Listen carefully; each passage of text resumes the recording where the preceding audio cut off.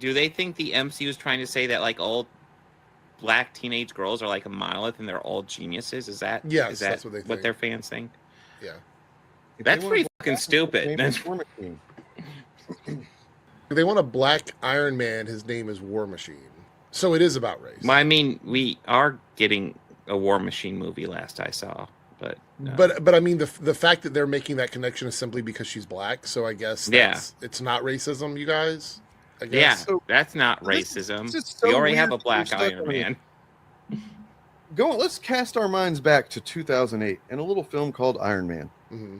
Was he not striving to be iconic by creating, like, whenever he told Jarvis to paint his shit all cherry red and, you know, gold? I would say his is even worse than that, Dane. His proclamation of being Iron Man was him taking credit for everything that he had done in a way that was like him wanting the accolades from that. He wasn't doing it because he was selfless. Matter of fact, that's the argument that Captain America makes with him in the Avengers movie. He's not that guy. You remember the birthday party scene from the film where he would have everybody come over and stuff or whatever?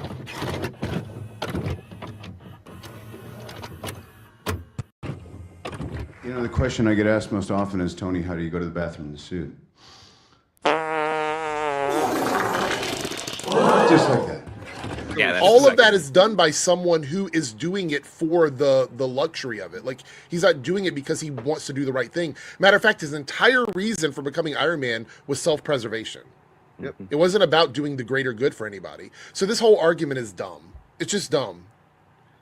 I mean, even if you want to say that okay, it is selfish and self-centered to be like, I want to be iconic, I want to look fucking dope and shit with my armor or whatever. Okay, if you want to say that's a negative thing, why does Tony Stark get a chance to redeem himself over the course of 15 years, and to show that he is actually far more than that, or he can become far more than that? But they don't even know right out the door. They're like, nope, you're a villain. You're a fucking villain. I wonder why they're calling the black girl a villain. Right, exactly. But it's not even that. They don't even know the context of the comment. They don't know where it came from. They saw the clip in the trailer, but they have no idea if there's something earlier in the series that sets it up. They don't know if it is alluding to something that was said by another person. They don't know anything. They just know the word that she says in the trailer, and they hate it because they don't want her to be iconic.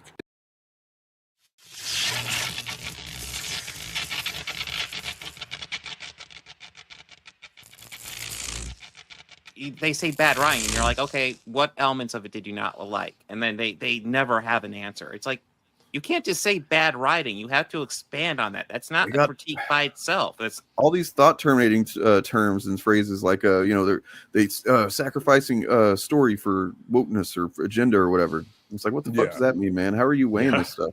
Yeah. It's like you like, are there no stories to be told about gay or black or whatever kind of, like, are there no stories to be told about those people? All stories have to represent like old white men. That's literally the only story. Old white straight men.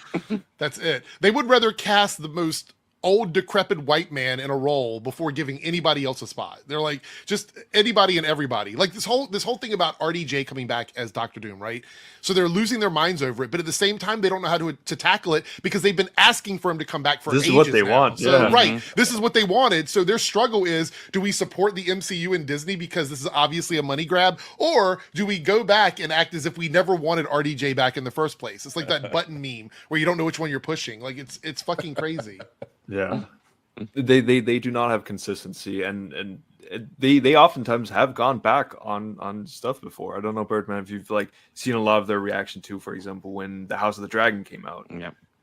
I put that in my, I think I put that in my video where like he changed the thumbnail or the title. Yeah, exactly. Where it's like they'll just do that, and be absolutely he's talking. You had the critical drinkers. I actually have a graphic I can show you where it's much more like several of these dudes did the exact same thing at the exact same time as far as like changing their takes. But beforehand being like, oh, this is gonna be woke. The Valerians are gonna be black. They hate white people. And then it comes out and everyone likes it, and then they're like, well, I also don't understand how being something other than this thing means you hate the other one. I never understand that. Like, because you're showing a gay character, you must hate straight characters. Like, what does that even mean? That doesn't make any fucking sense. I mean, like when you look at it from the other side, it's you're showing straight characters, that must mean you hate gay characters. Right? Exactly. But they'll never accept that logic. They'll never accept that. No, it's like it completely goes over their head. If you'd ask them that question, it'd be like, what? what does that mean? Or just like when I questioned, I can't remember who it was, but I questioned somebody in the comments a while ago, where they were saying something about how, what was it? I'm trying to think what video it was. Anyway, they were saying something about like having gay relationships or relationships with any characters, like mixed race relationships and things like that.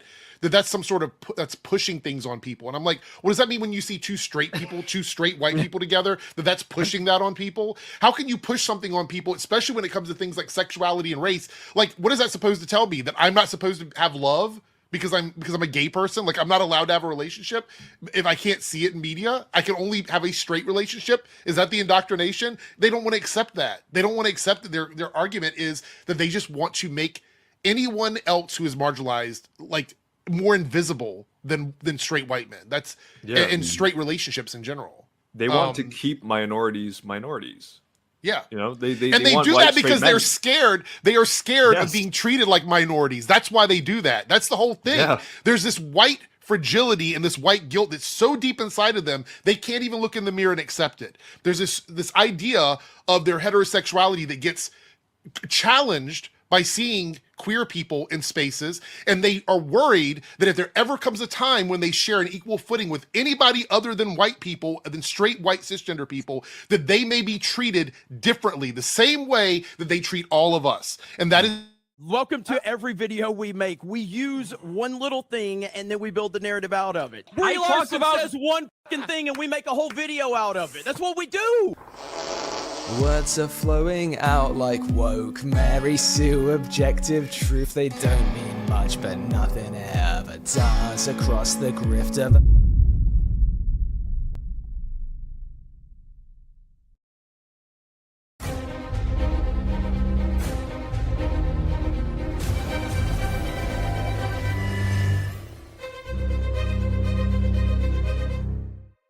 All right, you assholes.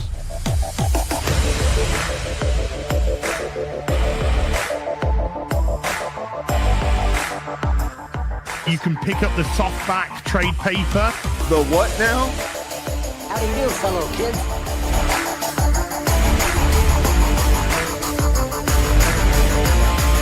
The fucking what?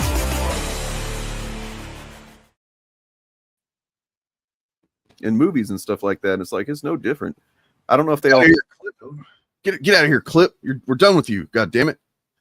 Hey, welcome everybody to this show. Yes, this is live. This is not a clip. This guy, we're live now. Yes, I love. It always confuses people. Well, guys, sorry, this is live. This is not a clip. This is not pre-recorded. I just want to say Happy New Year to everybody coming into 2025. Exciting New Year. I'm starting to think that this Trump administration that's coming in, I think they're gonna be kind of lame. They're not gonna do shit. I'm thinking they might be a lame duck. Hopefully they don't do extreme executive orders or do get some extreme Supreme Court rulings or anything. But close down hospitals in their own districts that voted for them. You know, that'd be terrible. That would be terrible to rip away healthcare from all the people that like voted for them. Somebody saying, "Oh, are they throwing bodies in the ocean?" Like, what? Come on, man. That's crazy. Yeah. That's I don't know anything about that. Nonsense. They would never see that superficially. I don't know anything about it. It could be true, could not be. That's the kind of fucking world we're in right now. Jesus. All right. It's one of those things where it's almost certainly that, but like we don't know. But yeah. So I did not finish IRONHEART. I did not either. I have not had a chance. The Japanese pornography or this show. I didn't finish that. I never finished porn. I actually have seen the Japanese porno like 5 times in the past 24 hours. I never can make it. I don't know what's wrong with it. That is true. I usually stop after a few minutes. It's always like 1 or 2 spots. I'm just like, I can't go further than that. I don't know. I have it on an old VHS, and it really gets worn in a couple spots. It's weird. All right. Oh, Chariot's here. Holy shit. That's awesome. Right, more start. Hello. Welcome. Yeah, we got the good news, I think, in Discord. Am I on time? On our secret, you're always on time. But on our secret Discord server. So. Oh. our secret Discord server as ran by Coco Fox. So I'm sure we'll join us one day. Yeah, I haven't talked to them in like 2-3 years or something. Whenever I don't think that they're even on Twitter anymore. I don't think they even post on. I mean, how are they running if you've talked to them at all, that's more than I have. So our server that's all dedicated to Eric July and taking him down exclusively, yes. Oh, those were the days, man. Whenever almost certainly Eric, who was running that Stan account, Rippaverse Goalpost, was so desperate. Which is dead now. That account doesn't even post anymore. Like, well, because Rippaverse kind of dead at this point. I'm gonna check. I don't think they posted in forever. This is a fun little throwback. I haven't looked at this account in a long time. Let me see. Let's see. Rippaverse Goalpost. Where are we at here? May 6th was the last post they made. Wow. So wow. It's a dead account. Hope you're doing okay. Because I mean, honestly, I do.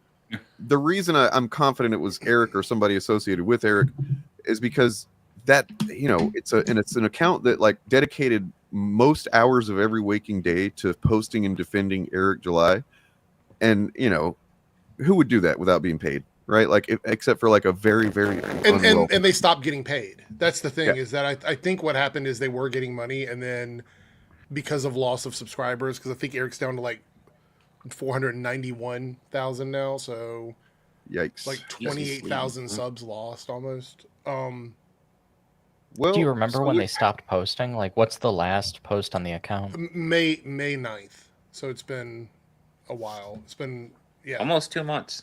Yeah. Yeah, I mean any explanation except for that. Does Eric July still get Glenn Beck money? I don't know if he's even a regular anymore. Let's see if the last time he like did something with Blaze was. I mean, I imagine. I mean, he is still a useful idiot for them. Let's be honest. I mean, to be fair, like I haven't even had to talk about him in a couple of months now. I think the last video I made of him was over a month ago, and it was in just connection to Yellow Flash. Yeah, the last time I actually did a video on him was when he essentially said, "I'm not doing main videos anymore." So looks like he maybe did he appear on this video? He came up. There's when I googled it, it's like a list of Eric July on Blaze Media, like in the articles that comes up, and so there's one from it's also a video. Of course it is, about anti-ICE protesters and who's responsible for them. They're saying dark money is responsible. Oh, that's fucking good, man. Y'all are fucking good. Holy shit. They finally got around to turning the dark money thing around. That's crazy. But yeah, I guess he's in this video maybe. But yeah, so he's still, I guess he's doing contributive content. I mean, what essentially his job with them is to be the black guy that goes on whenever Glenn Beck or whoever decides they need the black guy to tell white people.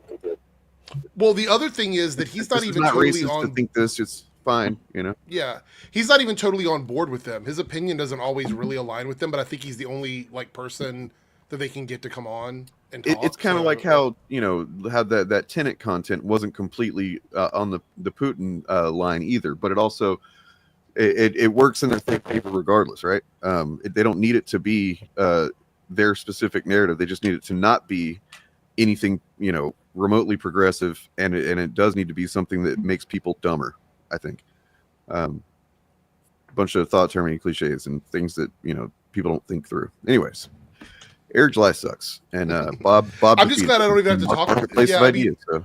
I actually think that the clip of Bob and him going back and forth is what kind of killed everything for him, because it got shared like, what was it, almost a year later? Everybody was still sharing it, and I mean, I think everybody that I want to say that Eric felt a certain way about it, but everybody that had been talking about Eric saw that clip, and I guess they just were immediately like, "We're just not going to talk about this guy anymore." And because of what that's true. That's almost objectively true that was the case, and because of that, I feel like we can extrapolate that Eric was affected by it, whether or not whatever his feelings were about it. He decided, I think, based almost largely on that debate, that he did not need to engage the way that he'd always engaged. Anymore. Yeah, because that would be bad he did maybe 1 or 2 debates after that, but then just folded. He was their debate guy.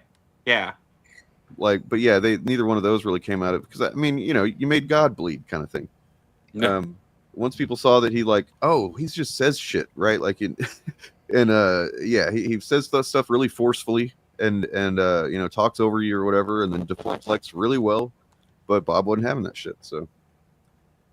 Well, it's kind of the old reporter instinct in me, I guess, right?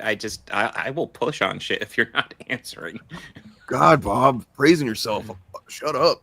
All right. I'm sorry. I suck. Dude, so we need to talk We about. got our Eric July and stuff for the day. I Anybody did that forget wants to about come saying in, triggered. I didn't. anybody that wants to come in and say all we do is Right. talk about Eric, we got it in for the day. Yes, yes. Okay, we're in. We're in. We're doing you a favor because that one time we definitely had not mentioned him for like 3 hours, and then somebody showed up like, "Oh, you just talked about Eric July all day."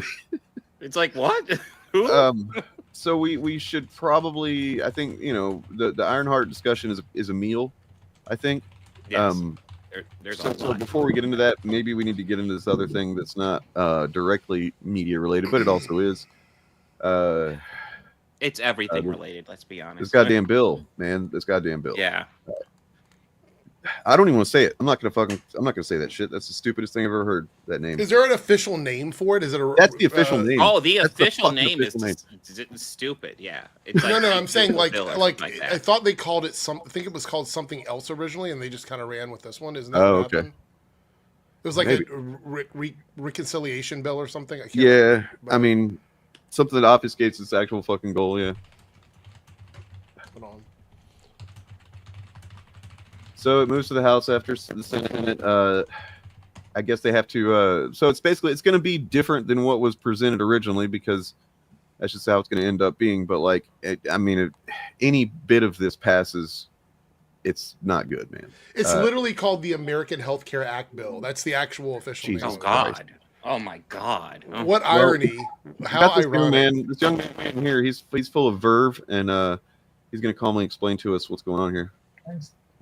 Joining me. Young whippersnapper. Let me be very clear.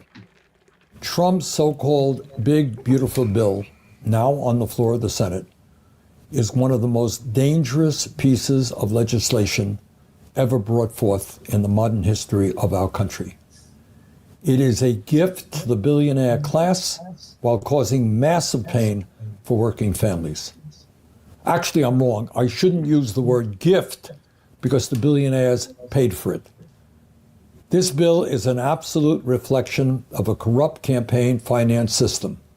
The billionaires invest hundreds of millions of dollars in candidates and in elections, and in this bill, this piece of legislation, their investment is paying off. So, what are they getting? Well, the top 1% is receiving $975 billion in tax breaks. Further, and this is really quite unbelievable, the wealthiest 0.2% receive a $211 billion estate tax break. $211 billion for the top 0.2%. In that provision, 99.8% of Americans get zero. And one thing I just want to update, since they're talking about gutting the estate tax, which is something the right wing's been pushing for a while, that we got to gut the estate tax. To summarize the estate tax is a tax on really rich dead dudes, like the perfect group to tax. But they've been willing to gut it because rich people want it gone. So they're paying Because for propaganda. Rich people that if you taxed them while they were alive, they wouldn't even notice it. But we couldn't get that far, so we said, okay, how about if they're dead? They're like, no, not even then, even though they won't notice it either. This is capitalism's fucking final move, basically. And it's essentially selling what's left. I just fucking democracy to the billionaires. Sorry, go ahead. No, it's okay. I just want to say, I know someone who's more conservative than me, older gentleman, my parents' age, and I once just because he's he voted for Reagan, so his politics are basically incompatible with mine. Right. He and I had a back and forth, and I sort of, because he's more conservative, I kind of pitched to him the idea of an estate tax.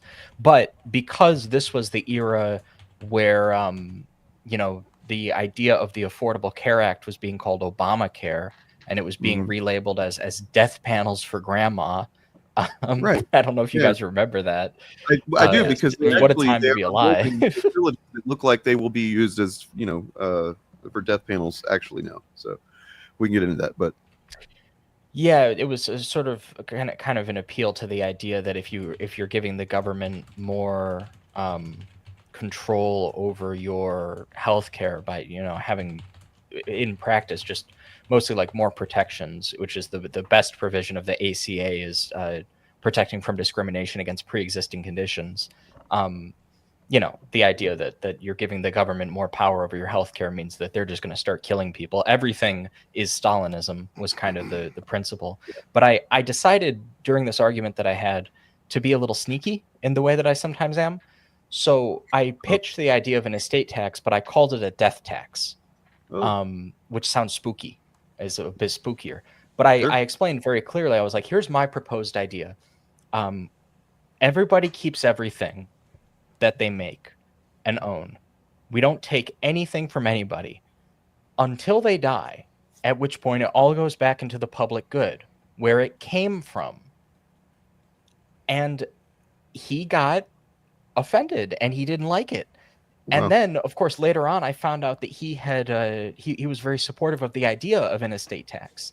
And I just think it's very interesting that you can, when people hear about this stuff in the media, you can talk them into or out of supporting stuff just by how you label it. And well, absolutely, the infamous example of the Affordable Care Act, right? Like where they would ask conservatives, "What do you think about, the Affordable Care Act?" Or what? And they're like, "Yeah, I'm for it," right? And then what about Obamacare? No, it just betrays everything that's wrong with conservative fucking brain rot. They are so easily led. Everything is about branding. I mean, obviously, you look at Trump; he's just like the perfect human example of this. It's like you look at his actual history in business; it's marked by failure after failure and just like tax loopholes and shit. But everything, like for example, if you look at the construction of any of the buildings that he's had built in his career, almost without exception, they're poorly built buildings that are like nice looking on the facade, right? Like the facade is, but like in night, like. Garish is in like what trashy rich people think is classy, and they fall for that. His fucking voters fall for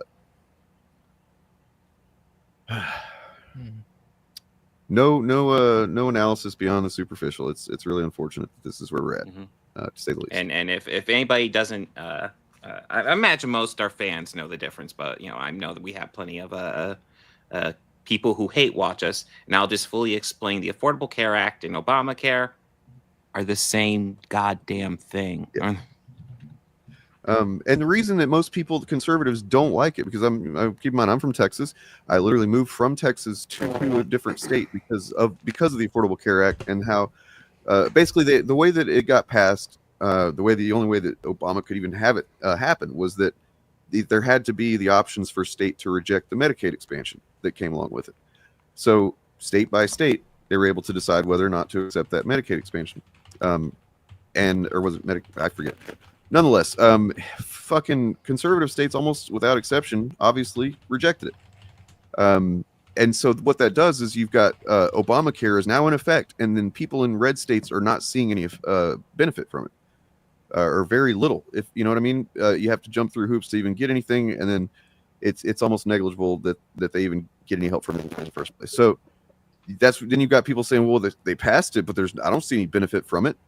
So and then you add on top of that, narratives about fucking death panels and Muslim Sharia law or whatever the fuck.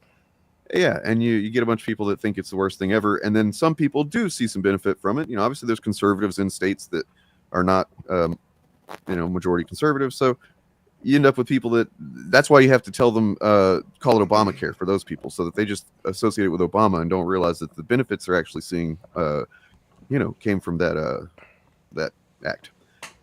But so this is gonna kick. I think he said we'll let this guy explain it. I think he's going somewhere politically.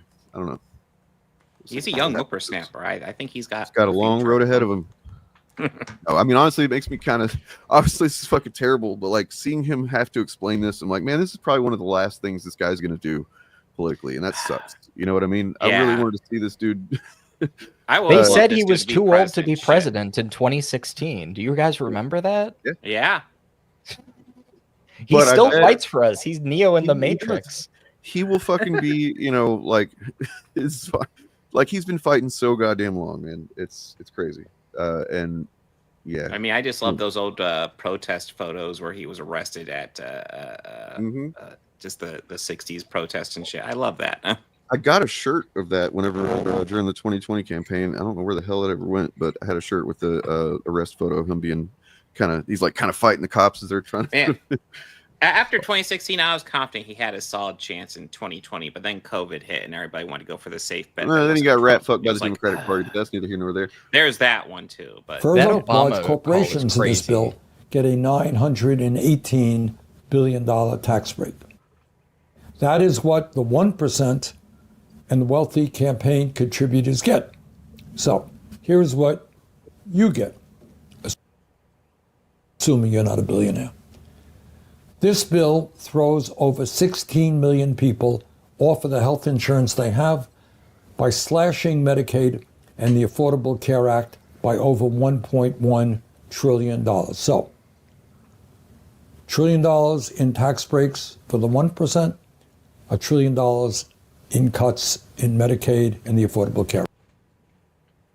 Jesus. So literally cutting $1 trillion from the poorest people and giving it to the richest people.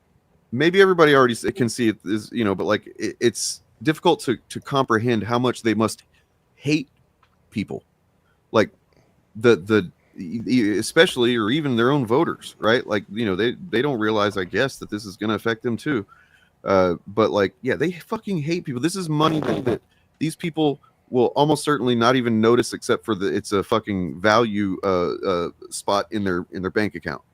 Mm-hmm. Right, and they're gonna get that, and in place of that, literally 50,000 people a year are gonna die, at least. Hasn't gotten to that part yet, but yes, that is the that's the fucking depth of loathing for fucking just like human life that I can't even fucking process, dude. Well, it bears pointing out that we are here in America, we are into the 5th now decade of the looting of American democracy. Yes. It's been happening since the 80s, where conservatives just, and I try not to be a hater. I try not to be too hateful, but it's in my heart. I have an angry soul. Put it out. It's just, there's a lot of people out there who get misled by these movements. It's the propaganda. It's not always completely their fault, Like you grow up and everybody around you maybe is conservative, or, maybe you fall into some rabbit hole and you get like streamlined into some terrible media ecosystem or whatever. But, it's hard not to be angry at the squealing hogs that brought us here. These like hot dog necked like freakazoids who show up to these Trump rallies and cheer for every stupid thing. They really are a lot like Nazis in that they just want to burn some people. As long as he's hurting somebody and they feel like they're getting something out of it, that's good enough for them. And that's what a lot of this shit is. And of course, there's going to be Trump people, former MAGA people, former Republicans, whatever. Current Republicans who are more moderate, they're going to be against stuff like this. They're going to be out there. But they're going to be deviations, because this movement has, if you're 50 years old, for your entire lifetime, this movement has been just raising taxes on the poorest people, giving tax breaks to the richest people, cutting public programs for the poorest people, refusing to keep wages up and cost of living down, and just exacerbate it. Like, have you noticed everything's so fucking expensive? Everybody complains about it, but nobody talks about how, if you don't raise wages and you don't keep the cost of living stable, and you don't, like, I don't know, not loot like these government programs that kind of keep people buoyed and in a safety net so they're not drowning. Like, do you remember all that like full court press? This happened years ago now. God damn, time moves so fast. But it was about like college debt cancellation, and all these conservative media people came in and they're like, actually, I'm Ben Shapiro here, and actually it wouldn't work because of this and that. Dude, the fact that we can't just, like, grant amnesty to everybody who has been dicked down by this super predator economy of, like, vampire blood-sucking wealthy elites is just so crazy. Like, you can't just give people just a helping hand anymore. Oh my god. I think it's actually, Dan, you were saying they hate the billionaires receiving this money, and the politicians that vote for it hate everybody else. I don't think it's hate. I think it's worse than hate, but I don't think we ever think of it as worse than hate. They don't even think about who it's hurting. They don't do it to punish people because they don't acknowledge these people actually being people. Well, I mean, I think you're right, but I also think that old Bob here was right when he said this, where it's way back here. So, like, this is their justification for apathy, I think. Mm-hmm. So, like, you're right. It's just a version of apathy we can't even comprehend. But this is this is what they're taught.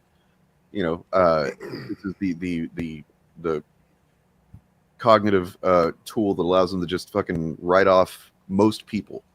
And it's so frustrating because the vast majority of people, no, that's not it. And then the people who, like, are on the streets because of some sort of mental deficiency or whatever, they need different type of help than being on the street. Like, there's just so much to just that idea that frustrates me beyond belief. Sorry, I was laughing there because I saw that chat message. Yeah. Speaking of what Sherry said a minute ago, I've got this on screen. Had that handy. It's right there, man. Remember the eggs? Remember that? That was what they managed to hook some people, I guess, for enough people to get them into the office to actually win the popular vote for the first time in 25 years, Republicans. So is the eggs, man. Bring those egg prices down. How you guys doing on those eggs right now?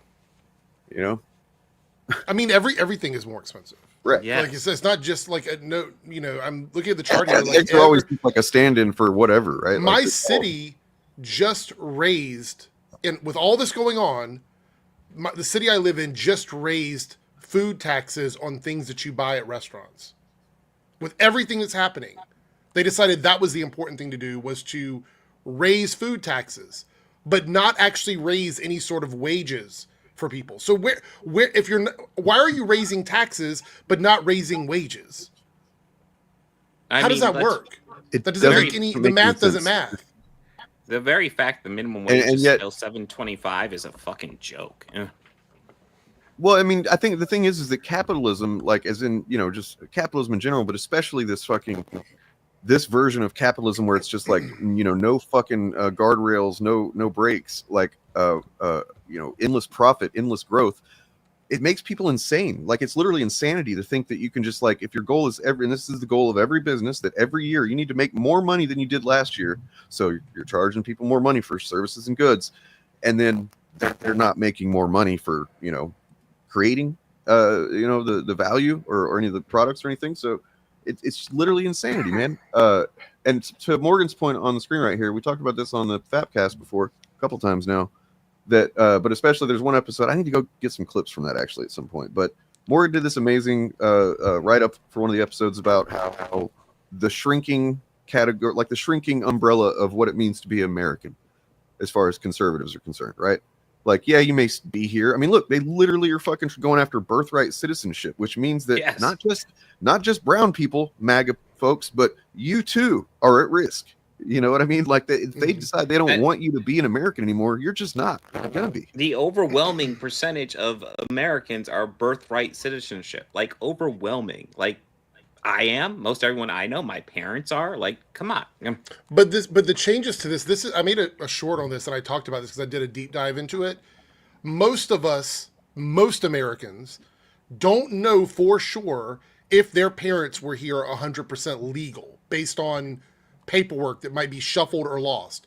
So if they really wanted to come after us and we could not prove that our great-great-grandparents, whoever it was that came over, were here illegally, guess what? They can deport you. Yep. Well, states can decide, basically going to be able to decide whether or not your birth certificate matters. Like, they essentially are just like dismissing the idea of a birth certificate. So It's. I mean, all of it makes no sense. This is why it shouldn't even be an issue. The fact that it even got brought up in front of the court about birthright citizenship is crazy to me, considering none of the white people that live in this country were born here. Well, like, who determines that? Like, the people that came over, the original people that came over, were not indigenous to this, to where we are. Right, that's what I'm saying. When we talk about white supremacy, motherfuckers, if you're watching right now and you're like, oh, everybody's racist, white supremacist. Yes, that's exactly what it is right there. There's there couldn't be a more clear-cut example. I mean, other than the slavery and other than the, Chinese internment and other than, stuff like that. But this is just so fucking brazenly, obviously, that's what this fucking country's built on. So all the white people that came here have now decided that if they don't want to deem you a citizen of this country, they can just ship you out. And I've even seen people like Native Americans who were born, like literally their family has been here well before any white person ever stepped foot in this country, getting racially profiled and being told to go back to their fucking country. Just imagine if you're at home, you're chilling in your house, right? And some people just show up and they're like, hey, we're coming in. Maybe they're not like immediately hostile, but they're like, hey, we're going to hang out here. Okay, cool. Good. All right. And then they fucking give you a disease. And then, then they start getting violent. And then they, first they say, hey, look, let's make a deal. You let us hang out here for a while. And then they start immediately fucking, just like violating the terms of that deal. And then you're just out on your ass. That's what we did, So that's we're now reaping that, I think. But sadly, we're not going to actually, yeah. I mean, it's just like I argue really this with a bunch of the idiots in the comment section of the short that I made about this, where like there is an actual slippery slope to questioning birthright citizenship. There's a massive slope, because it starts out with, we just want to make sure people who are here legally, the people that might be from a country adjacent to us or whatever, to the point where we're just getting rid of U.S. citizens, which Trump just said the other day that they're looking into getting rid of citizens. He said that might be the next job we need to do. He's saying that very intentionally at a certain moment. He's saying that while this budget bullshit is there, he's trying to get that passed because he wants people to consider, if we provide if we do this for them, basically, then all bets are off, motherfucker. It's. And it's all in coordination with the optics of sending the National Guard to LA and shit like that, because he's trying to let us know there's nothing you can do about it. Because the Supreme Court, even though they said he can't do these things, he's not listening, and the Republicans who have the power to do something to enforce the Supreme Court ruling are not doing anything. So, it is literally a constitutional crisis, and nobody's talking about it. Like, nobody's even talking about it anymore. Like, he was told that you can't do this. So now what are they doing? They're creating a concentration camp in Florida where they can just shove people down there so they don't have to hear the legality of, you're shipping them out of the country illegally. Now we're just going to put them in a concentration camp. Which is a tactic by fascists, is to intentionally take it a bit too far, so that then whenever you reel it in just a little bit, it's still too far. But now it's okay. Now it's not legally a problem. Now they can do it. That part anymore. Because they're just detaining people until they get their hearing. They're just holding people until they get their hearing. So instead of like shipping them off to El Salvador, now we're just holding them down in Florida, where they can get eaten by alligators. Great. Sounds great. It's not even that. I mean, obviously, eaten by alligators is hyperbolic, but they're right in the eye of a hurricane there.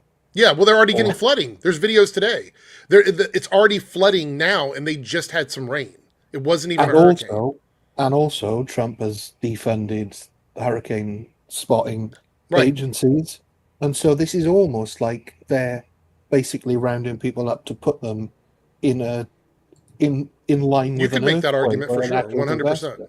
Yeah, 100%. Like, honestly, at a certain point, it may become necessary for, I mean, I don't know what I would do. I haven't really put thought into it, but like what we're doing right now, like saying this stuff publicly, you know what I mean? How long is that going to be okay? Right. I mean, we're pretty small potatoes, but I mean, fascists be petty. You never know. So like you have to consider shit like this because, at a certain point it's really starting to seem like this is going to be like a reality on a daily basis if you go out into the world. What kind of American are you? Yeah. No, Yeah. I'm not shocked about that at all. And I'm not saying that this is the intentional plan. But if you line up all of these conspiracy theory nutsos who have all these things about the deep state, look at the fact they've built a camp in Florida in 8 days, which is prone to hurricanes. They've defunded hurricane spotting agencies, and they're coming fast. Sorry.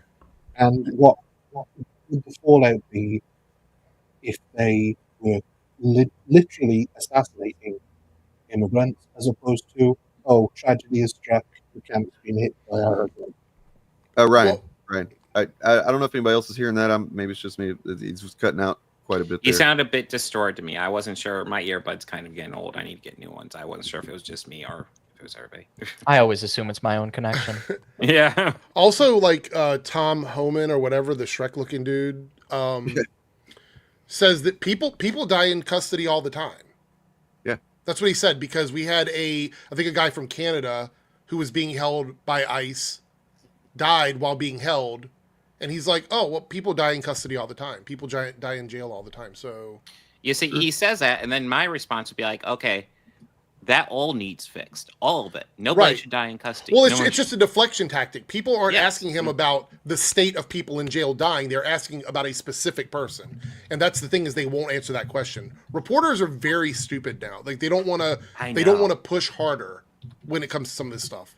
Because they're afraid they'll lose access to ask them questions. It's like, well, heck, lots of times they push a little bit too hard, they get fired anymore. Yeah. It's a little the rise of left-leaning liberal media in the free space, like YouTube and stuff like that, is extremely high. Like, they're bumping out, like, all of the alt-right podcast guys are getting bumped out of the listening charts. Like, I mean, it's pretty obvious that, we're going to have to look at independent media now over some of the bigger, honestly, we should already be doing that. Like, we should have been. Yeah, it should have been something that was already happening.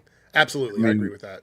Be critical of anything that anybody says, essentially. I don't care how much you trust them and how much their bias agrees with your bias or anything.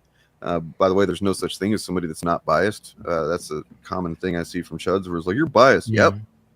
Yeah, I just think my bias is more informed than yours.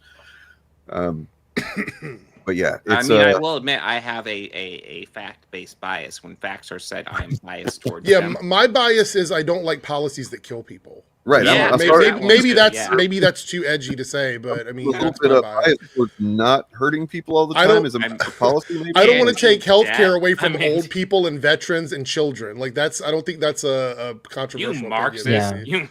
Meanwhile, that's also just such a non-accusation, because like everybody has a bias. It comes free with your perspective and opinions. Yeah, but they don't realize that, and I think that ties. I think we talked about this, but that ties into the problems with content like EFAP, right? Is like I was just gonna say it's the objectivity thing, because like the only time that it makes sense to accuse somebody of having a bias is if they're pretending they don't.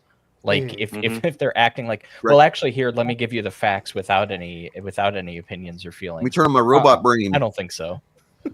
I did. Well, there's just like this.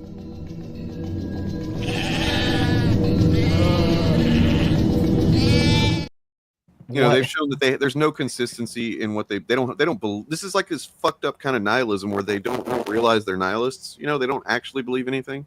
They just believe in whatever they're being told by a very specific handful of people, with Trump being the primary one. Well, that's an actual authoritarian precept, that like the truth is what your leader says it is. This is a thing, by the way, just like, because I know I rag on right-wingers, completely rightfully so. How dare you? Like, that's not what we do around here. Come on. But I know that there's going to be some people in chat who are less amenable to my politics specifically, so I just want to reach them with this as well, because what I'm saying is, I think, like, definitely 100% true by all our lights, but even if you're more right-leaning or moderate than me, I would just like to say that, like, when you look at stuff like this, just for a counterexample, look at the way that, and maybe you guys aren't as familiar with this, but look at the way Stalinists act. Like, if you've ever had a lot of discourse with Stalinists, I have. And I'm using that term for them. They tend not to use that term. You know, sometimes they call themselves Marxist-Leninists. Sometimes they're MLM. Subsets of them are even like weirder. They're like Dungists or like There's one Juchists or person whatever. I bet that you've interacted with, but we'll talk about that later. I was just gonna say, listen, man, I know like fucking Stalinist and Marxist gets clumped together a lot. They are not the fucking same at all. Like, well, also like Marxism can be analytical, but like a lot of these other ideologies are like very like prescriptive in terms of basically their if you're willingness calling to use yourself political that, institutions. and you're putting that as your identity on your profiles and stuff, I just kind of write you off at this point. Like I think that, it's so interesting. So the reason I bring them up is they do this thing more. We used to call them authcoms or authoritarian socialists or something like that, just to have a more direct term. And that argument got lost actually previously. And you still see, by the way, major left-wingers make like content and posts that get a ton of traction and attention where they say stuff like this. Just to be wary of it, they'll say stuff like, well, if you read On Authority by Engels, you'll realize that actually there's no such thing as authoritarianism. And it's like, yeah, see, this is how they get you. And then you're expelling Jews from the Soviet Union. We're and talking executing about political right? dissidents. Like partly Peter Coffin, yeah. Oh, fuck, I could listen. Okay, talk to me about that privately. Sure. Yeah. That one I can't be. I will just hit me up. But like I was thinking, like you've got more like Second Thought and Hakeem are like Hakeem's actually a kind of a genocide denier, which is crazy. But in at least in terms of like anti-Semitic discrimination, ethnic-based expulsions and stuff like that is genocide. But people who have been unfortunately promoted by streamers like Hassan, who I want to think has a good heart, but like, dude, you got to think a little bit harder about this. I do think he has a good heart, but he does not think about this shit particularly deeply, and that gets really frustrating. Really.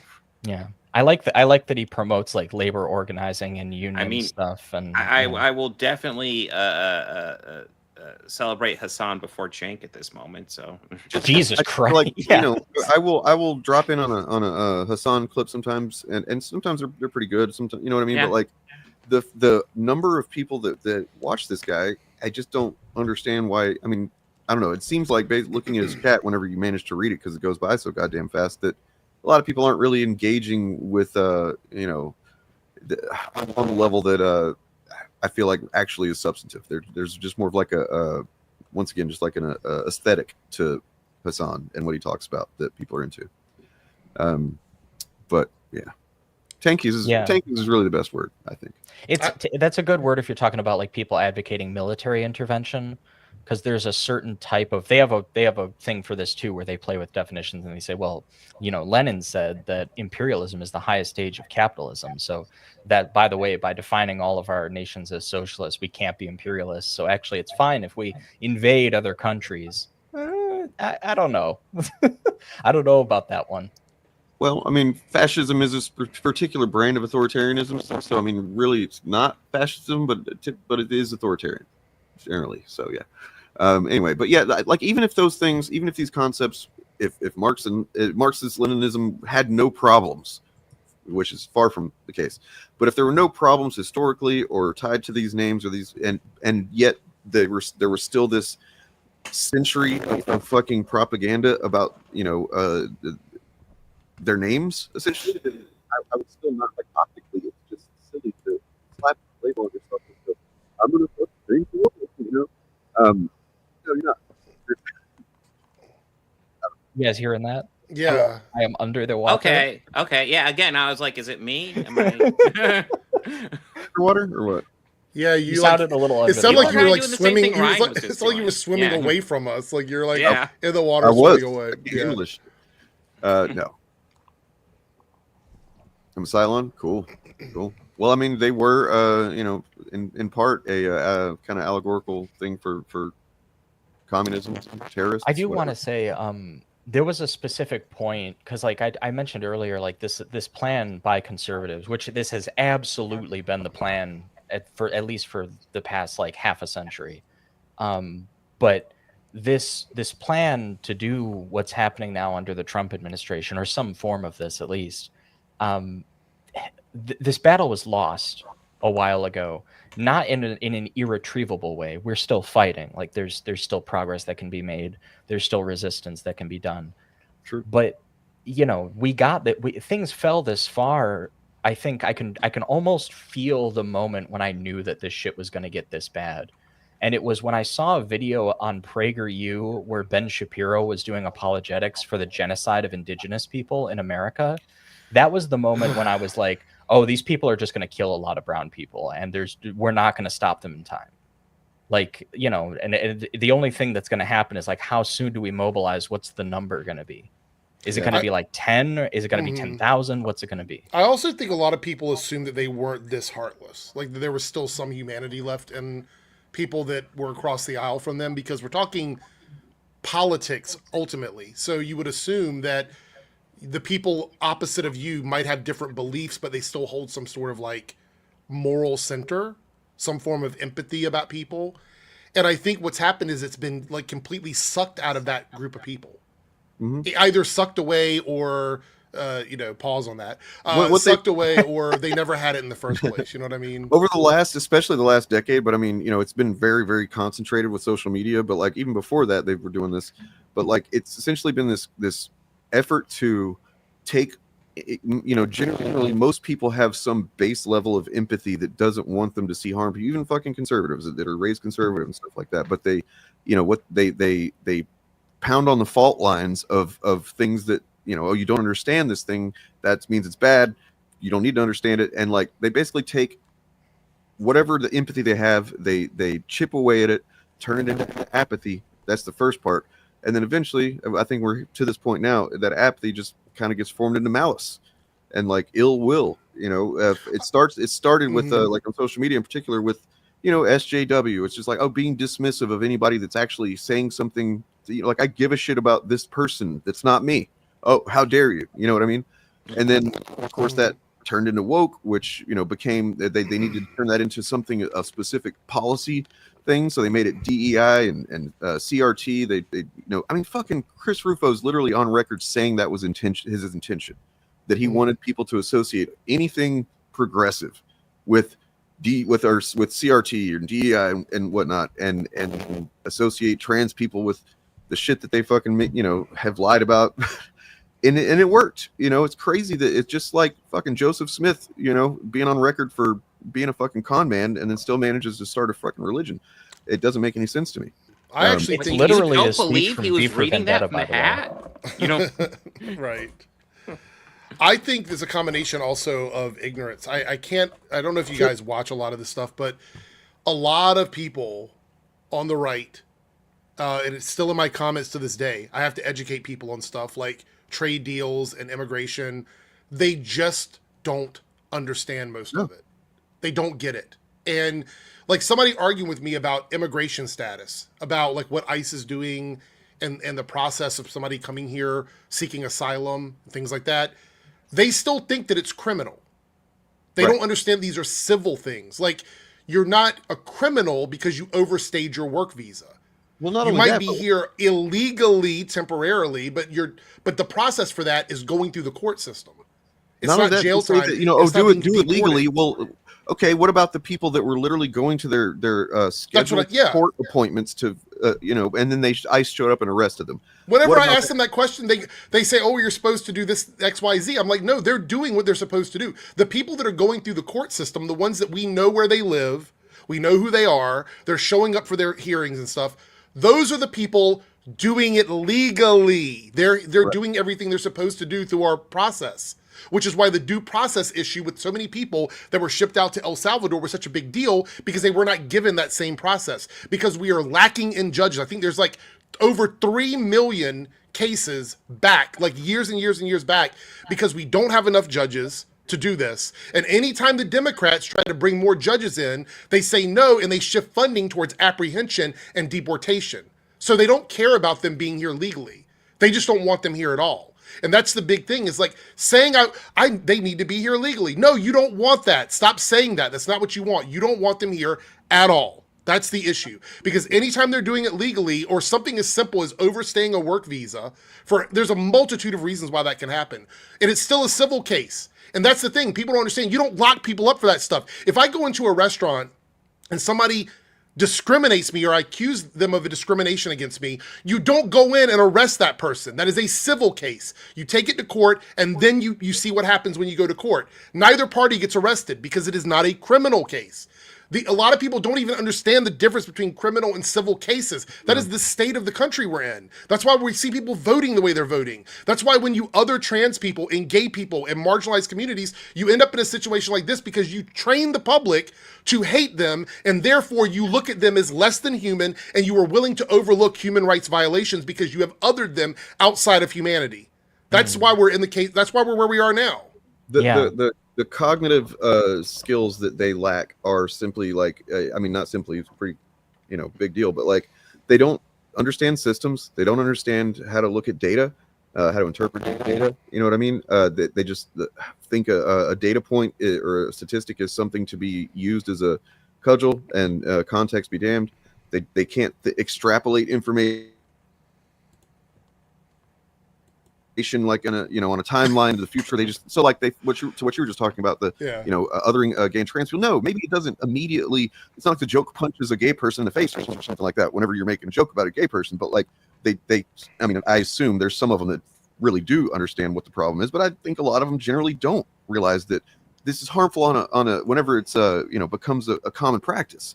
It creates that's what has done the work of creating apathy and then malice that I was talking about. Like I just real quick. I mean, look, it is complex, but yes, in the beginning of it, at the root of it, they are victims, like we all are. We're all victims of this system. However, as I've talked about before, the old Yeller analogy. You've seen old Yeller, and weirdly, I've gotten way more comfortable talking about this. I used to be like, well, don't take this as like a literal thing, and now I don't care. Take it how you want it. Old Yeller. Seen the movie? Amazing dog gets rabies. Sadly, you got to put him down. You know what I mean? I mean, if a dog comes at you with rabies, do what you got to do. Is all I'm saying. Yeah, essentially, like a lot of these people are victims of brainwashing, and whatever you want, you can say they're victims, absolutely, and they're brainwashed, absolutely. But sometimes you can't be gentle about it. You just gotta dunk the cold water on them. You got to be like, no, you're full of shit. Shut up. Right. You can't be gentle. I want to point out here, this is another statistic that they overlook. 65% of the people who are being picked up by ICE have no criminal record. 65% of them have been here doing nothing illegal, not even jaywalking. They have no criminal record. 93% of the people that have been picked up the ones that do have criminal records are non-violent. So out of the total amount, the ones that do have a criminal record, only 7% of those people have had any sort of situation where there's been a violent crime involved. So that means less than 7% of all the people that ICE are picking up are the people that Trump campaigned against. The rest of them are people that are here working, contributing to our economy, and getting nothing in return. They get none of the social benefits from the federal government. None of them. Yeah, if you ask me, like, if you have somebody who's here illegally, but like they're not doing any crimes, they're just working every day, all the time, my solution to that is let's get them a citizenship. Let's get this fixed. Yeah, I wrote a little bit about this on Blue Sky, which is where I channel a lot of my just political rage these days. Seems like what a lot of people are there for. But I make a lot of threads there, and I made one where I was like, I totally blame the media and the education system and government propaganda for this, but there's something really wrong, and I've just seen it in my lifetime. Maybe it's been there for longer, but there's something really wrong with the way that people talk about immigration and the economy, because there is an assumption that the way the economy works is it's like a kitchen.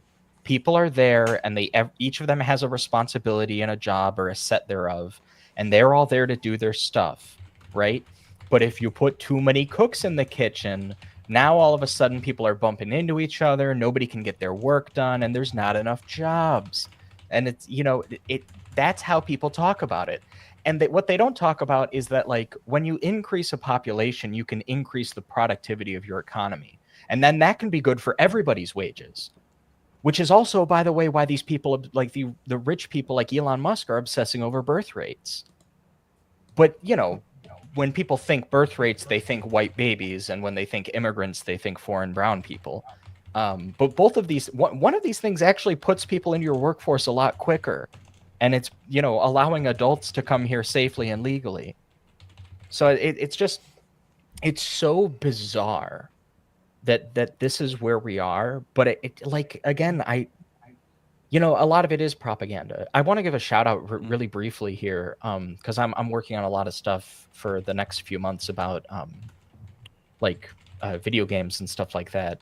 And there's a YouTuber who I think we've brought up before, TTBN Gaming, who he did a couple videos about this, and he had a couple community posts where I saw him arguing with people in the comment section, and it was crazy, the denialism, like Eric, you were saying about like needing to educate people, basic literacy on these issues. Because he made, like, TTBN Gaming makes this observation, like, you know, all these Trump tariffs, this was back when that was in the news a ton, you know, all these Trump tariffs, if this goes through and it ends up affecting stuff like video games, you guys are going to be paying a lot more for your stuff, like your gaming consoles and stuff like that. Anything you're getting that's physical that you use for that hobby, you know, you guys complain about it a lot. You know, now games used to be 40, then 50, then 60. Now they're 70 or 80 or $90. People complain about that. Well, how about 500? You know, consoles are like $500 now. What if they were 1,000? You know, like if you're putting tariffs, you're putting like flat amounts on top of whatever you're paying for sometimes. And it's really incredible. I've seen people posting receipts where they're paying for these tariffs. It's crazy. Like, when you have problems like this, it's really nuts. And obviously there's been a whole bunch of debate, and the Trump administration gets criticized for it. And they say, well, we're not going to do this thing we said that we were going to do. You know, by the time that this like stream is ended, they might have made another announcement. It's crazy. Day to day, things are changing. So like everybody ends up misinformed about it. But Guys, a bunch of audio people still fucked up or what? Like, because I've seen a couple of comments now and I have no idea. It was a little bit earlier, but I don't hear anything now. Okay, I was about to try and. But just like as a final point to that, I just want to say that like I saw this dude bless his soul, man, just arguing with these people in the comment section where they're like, well, you don't understand how tariffs work because that's actually not going to happen. It's like, okay, explain to me how you think tariffs work. And they would say stuff like, well, you know, it's when stuff gets brought over here, so like the companies have to pay more. And it's like, okay, I want you to imagine a world, a fantastical universe where this thing called capitalism exists. And it becomes more expensive for companies to produce goods, but they're still intent on selling them to you. What do you think will happen to the price? You know, like, I'm sorry, you're out of your. Do you really think that Microsoft is going to go, wow, we feel so bad for the gamers who are rising up right now that we just have to take the hit on these tariffs? Yeah, well, we'll take Don't be the hit crazy. 100%. We'll be selfless. Yeah. I mean, look, I get known for that. I think TTBN Gaming is a really smart guy, and so if he's arguing with these people, I'm sure he's doing it for the benefit of, you know, like the reason that I've done it in the past is like, you know, and at this point I'm beyond who gives a fuck anymore. But like people say, don't argue with these people, blah blah. It's like, well, but what it does is it allows me to formulate arguments and present those to other people that will then have those arguments, you know, in hand, and they'll also see how absurd these people are and that they have nothing. So I found the clip of, you talked about the moment that you realized like, oh, things might be going a really bad direction. This, I think, was a moment that I was like, this is beyond the pale. And if they don't immediately, you know, get rejected for this content, then that's not good. And this was, I think, maybe almost a year ago. Any solution to our cultural and political problems through the political system, and that perhaps it's time to look to older systems, strongman, monarchy, even dictator. The right is doing every single fucking thing they've been accusing the left of doing, which is really, they typically just mean like goddamn Democrat. But yeah, that whole conversation the Daily Wire had was like, I remember it gave me fucking chills. I'm like, the fact that they feel like they can have this conversation sitting around sucking on their fucking big brown, you know, cigar dicks, Not good. Not a fucking good sign. Yeah. Well, I just want to be clear. Like, I would never endorse, and I want to say this before we move on to the Ironheart stuff because I think that's really important too. But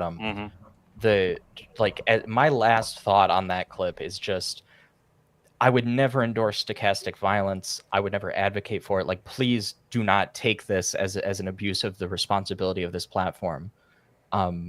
However, I do also want to say that pretty objectively, a lot of the people who founded modern democracies, who were revolutionaries, who fought for you to have those rights that conservatives are always talking about, like free speech and everything, freedom of religion, the people in that room when Jeremy Boring was talking, and they were talking about the merits of feudalism, they literally killed people like that.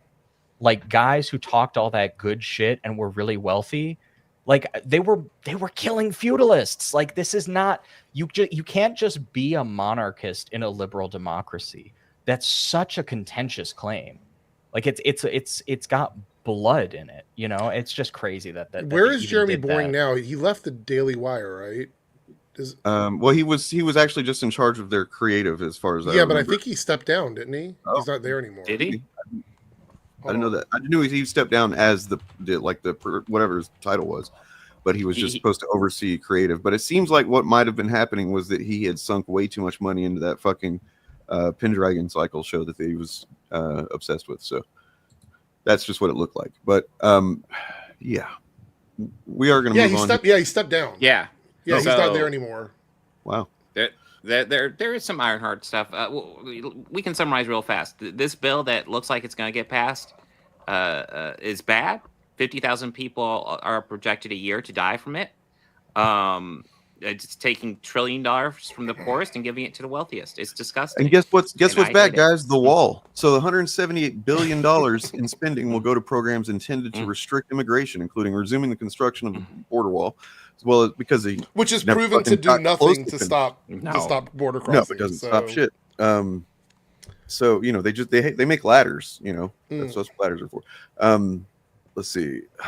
Oh, I do want to point out very briefly. Somebody sent this to me. YouTube is cracking down on unoriginal content with a major monetization change. Channels that do not meaningfully transform clips will lose monetization. Wow. So that's like compilation pages and clip channels. Oh, sure, yeah. Okay. So just real quick, as far as the numbers go, 178 billion to anti-immigration shit, 153 billion spent on defense, as in shipbuilding, missile defense, nuclear weapons, and supporting military assistance of the border. Cool. Military operating inside the boundaries of the country is always a good thing. It's not. And then and then cutting back on programs incentivizing electric vehicles, clean energy, stuff like that. So we're also going to choke to death while fascism's killing us. That's and then, we only have a few years left anyway. So and then tax cuts to 4.5 trillion for individuals and businesses, which include Trump's pledges to stop. And look, everybody in the chat who's saying shit, like there's a few negative people in the chat or whatever. Yeah, don't delete these good comments. By the way, I want to address them later on in the show. So. Okay. I think it's funny because it doesn't matter what we say, you're going to fuck around and find out. Like, that's the thing. Like, you might not like hearing us say it because it's just like when a parent tells you that something is bad and you're like, no, it's fine. I can go out and light firecrackers and never let go of them. My hand will be fine, right? Like, you can keep saying that, pretending that's not the reality. But the fuck around and find out has already started affecting people. Like, it's already started with prices and things. I mean, look, everything that we've said, we've literally already addressed this, but it doesn't matter. It doesn't matter. First of all, there's a little bit of maybe some anti-Semitic. Real quick, Hunter, do you know the difference yourself? See, what happens is very quickly. I'll make this very quick. Legal immigration is asylum seeking and work visas. Illegal immigration is crossing the border without going through those processes. But you know what happens when you do that? That criminal case gets vetted by the border agencies. They look at your background history. They find out, are you a bad person? Are you a good person? If you're a bad person, they just send you back over. If you're a good person, they say, hey, we're going to let you stay here and work, and then we're going to give you an immigration hearing, a civil case, to find out if you can contribute to the country and be here without causing trouble. Therefore, the crime goes away. Anybody that crosses the border illegally that is a criminal is put back over the border.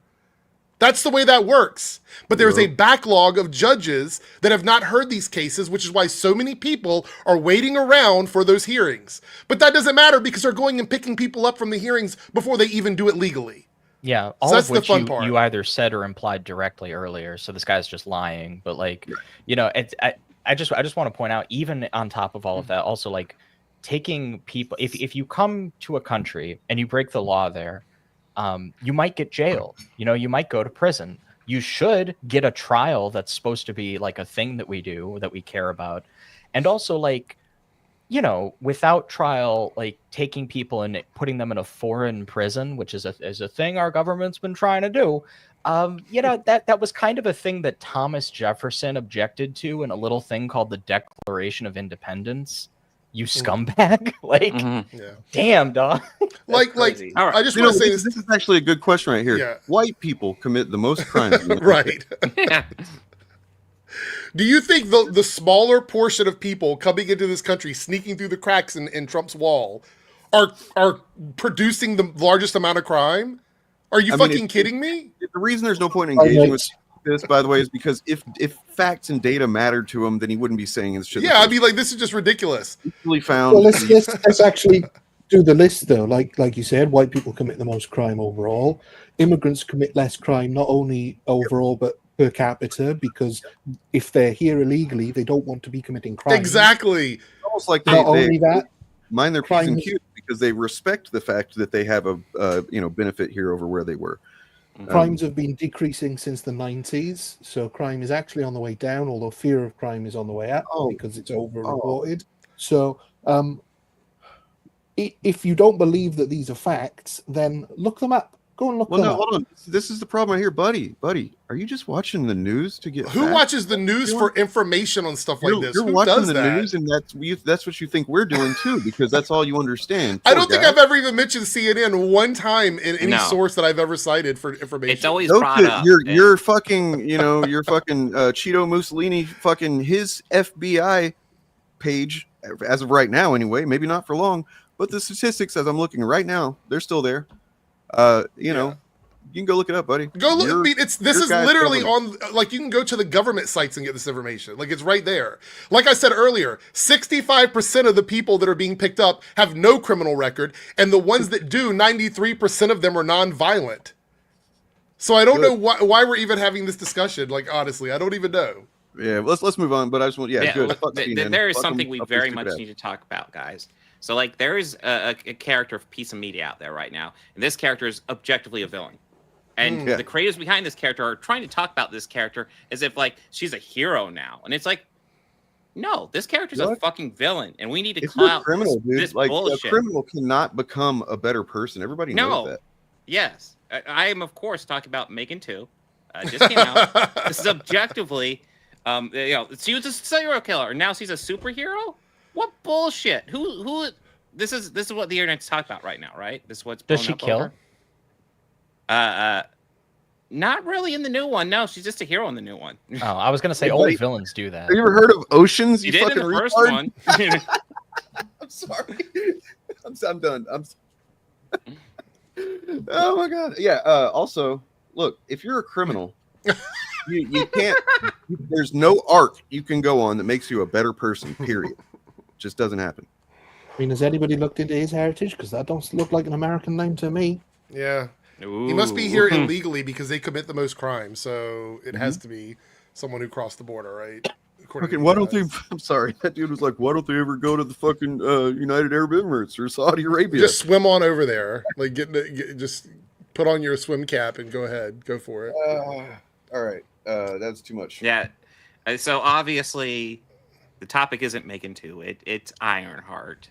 Although the way they talk about Ironheart, they might as well be talking about Megan 2. Would make a lot more fucking sense. A lot of things they're saying. Yeah, and because of the caucasity of this panel, I have a clip here that I'd like to show. Okay, that's okay. Clips in. Yeah, I want to take a look at what Neurotic had to say because I'm sorry, as I love to call him, Methrotic. Methrotic. Methrotic. Let's go. Now, credit where credit is due, a show that clearly knows it's one and done, doesn't waste any time, and alienates the audience right off the bat, because this is how it starts. Here we go, okay. Just to let you know, your girl finna be bigger than Johns. Right. Bigger than Gates. Right. Bigger than Pim. Right. Bigger than Stark. Yeah. Combined. No. So, yeah, I mean, they've got some good commentary. This, by the way, this is a Nerds of Culture podcast. I think it's Thursdays, or I forget which day they do it, but it's on Blurred Without Pierce channel. Great channel. You should subscribe awesome, to it. by the way. But like, they're to a point. Chud content is to a point where it's both. They are becoming more mask off in some cases. Like Gary has really kind of just I don't know. He's given up now. It's just straight up. But at the same time, that right racism there, microaggressive he doesn't really expound on it too much, as far as I've seen in the clip that they show. It's two black girls having fun and recording videos for like Instagram. Like, you're supposed to, if you don't, you basically have to be programmed already to understand what he's suggesting just by showing that. I mean, they're trying to act like her being a bit cocky in the beginning is somehow a moral failing because Tony Stark was very humble. He's not even humble at the end of his arc. Come on, he's not humble ever. Like Sorry, I've only seen a little Doctor Who. This is the 9th one that after they brought the series back, he was the new one. Yes, this is famously the first one to have a same-sex kiss. And this scene, I seem to recall this scene where he says that. Isn't that Rose's mom is flirting with him or something? I believe so. It's been a while. So that feels like a weird clip to juxtapose with like two younger women as frankly, Gary, you're an older man now. You have to understand that you're a little creepy when you make some of these comments about women. Like, chill out. Because I've seen that clip for full context, it gets much worse from there, obviously. But because the people they listed, obviously you got Jobs and Gates from the real world and Stark and Pym from the Marvel Universe, he doesn't object to criticism of Gates because of COVID. I mean, the dude has got a serious hang-up about COVID, apparently ruining his life. Which actually, that caused his channel to grow. Right. Yeah. I mean, if it wasn't for COVID, he would still be like getting 5,000 views a video. He is obsessed because with he was being. You got to think about it from Gary's perspective. He spent 4 years in prison. He tried to start a comic book company in like the early 2000s. He was terrible. He made like 2 issues and it failed. Like he's had nothing but just failure throughout his life. And here he is. He's got a channel. It started to grow, and then COVID hits, and he's killing. Right. But then it starts to go, and it's like he's desperate to get that back because that was the only win he ever had in fucking life. His channel was small. It was not particularly growing back when he was being genuine and actually pleasant and nice about media, and then he got on the grift, and everything's been up from there. So he should be praising COVID, but he's still got a hang up about it because it's meant that he's had to get a job instead of relying on his wife's hairdressing business. Well, also, here's a hot take. He has enough money to open a small comic book shop now if he wants to. Like, if he really wanted to be a comic book shop, he could have He one. doesn't, because he knows that the issues with comic book shops is that it has nothing to do with the content within comic books. He's very well aware, based on we have an interview from Wired where they interviewed various comic shop owners back in I think 2009 or something, and he was part of that, and he's talking very reasonably about the changing demographics and stuff like that. He understands exactly. This is why we know he's a fucking grifter. Well, that's what I mean. That's the point I'm making, is that he acts like they took something away from him, but if he really wanted that back, he could just do it. Like, he has enough money to do it if he really wanted to. Oh yeah, I mean that he would be taking a major pay cut though. The grift. Well, he wouldn't even have to run it. He literally he could just buy the shop and hire employees and call it the Nerdrotic Comic Shop, and that's it. You know what I mean? At the core of the matter is, psychologically, he's fueled by vengeance. He has to maintain that sense of revenge against all the people that wronged him during COVID. He'd be a hypocrite if he did that comic shop and filled it up with anything but anti-woke comic Well, books. he could fill it up with that thing Rippa would comics. bomb. Right, he could fill it up with Rippaverse comics or Comicsgate comics if he wanted. Like, whatever he wants. Mm-hmm. So for anybody that's not aware, this is Gary before the grift. Okay, because I really dislike the fake geek thing and the poser nerd thing. That's not what we're about. We're about inclusiveness, and we want new people in. And if new people, spout off and make mistakes, hey, don't we all? I was looking for that clip. I wasn't finding it.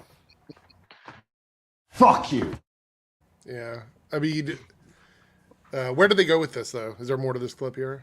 Yeah, just real quick. Yes, yeah. that is Robo Strange. He was my co-host on. Left Face TV is actually what was originally the Beta Boys podcast channel that we did for a while. Yeah. The only thing your girl finna be is as big of a failure as the Marvels. But to So, okay, I want to address what he just said. Do you see what I'm talking about? Look, I want to address that because, okay, this is how you know the Meth Roddick and his like. They don't understand storytelling. Because Heels versus Babyface had the exact same problem. True. Here's the thing. You said alienate. Okay, so here, let's address the core of the problem. Yes. Yeah. And here, let's go back. I want to run him back because I want to make sure that we are not taking Meth Roddick out of context. No, he knows what he means. He said it. He said it straight up.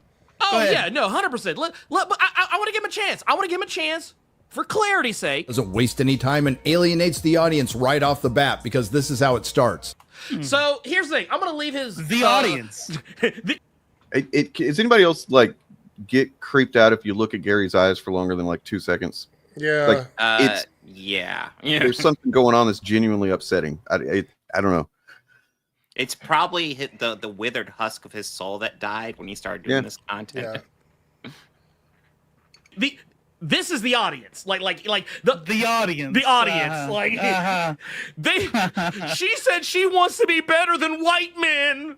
Yeah, she's finna. She's finna. So yeah, that's all I had there. But you can go watch that stream on Blurred's channel, which is linked below. We need to have them on again soon. He hasn't been on. Yeah, absolutely. Yeah. And I don't think there's even any point in addressing the argument because, I mean, this is a guy who would have been railing against the Beatles when they said they were bigger than Jesus. Yeah. Yes. That's ultimately what it is. The situation is these two young girls are bragging about how brilliant and successful they're going to be. Mm-hmm. Which, oh, wow, hubris from teenagers? Right. I've never heard of such a thing. Well, I mean, remember how they were with hubris with She-Hulk, right? In the first episode of that, she expressed something with a little bit too cocky there, and they fucking lost their minds. And fundamentally, I think it comes down to the fact that they just don't want other people to have access to their thing. Absolutely. So it's like if you go into a restaurant, I always use the Burger King example because I'm always hungry, even though I'm drinking Wendy's right now. But I always use the Burger King example. A lot of people love Burger King, but Burger King has a lot of stuff on their menu, and you don't have to buy everything on the menu, but the next person should be able to buy something that you don't want. So why would you care about that? So there's this gatekeeping thing like, yeah, maybe Ironheart isn't for you, Nerd Roddick. Maybe it's not a show that you're going to watch. That's fine, but you're not the target audience for that show. Even though you like Marvel, clearly the show has got a specific age demographic that it's going for, and you're outside of that bubble.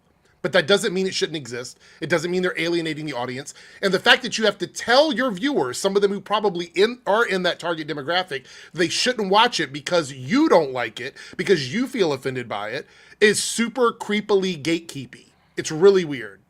Well, I mean, to be clear, Gary doesn't feel fucking anything. I don't think he gives a shit. It's just a grift to him at this point.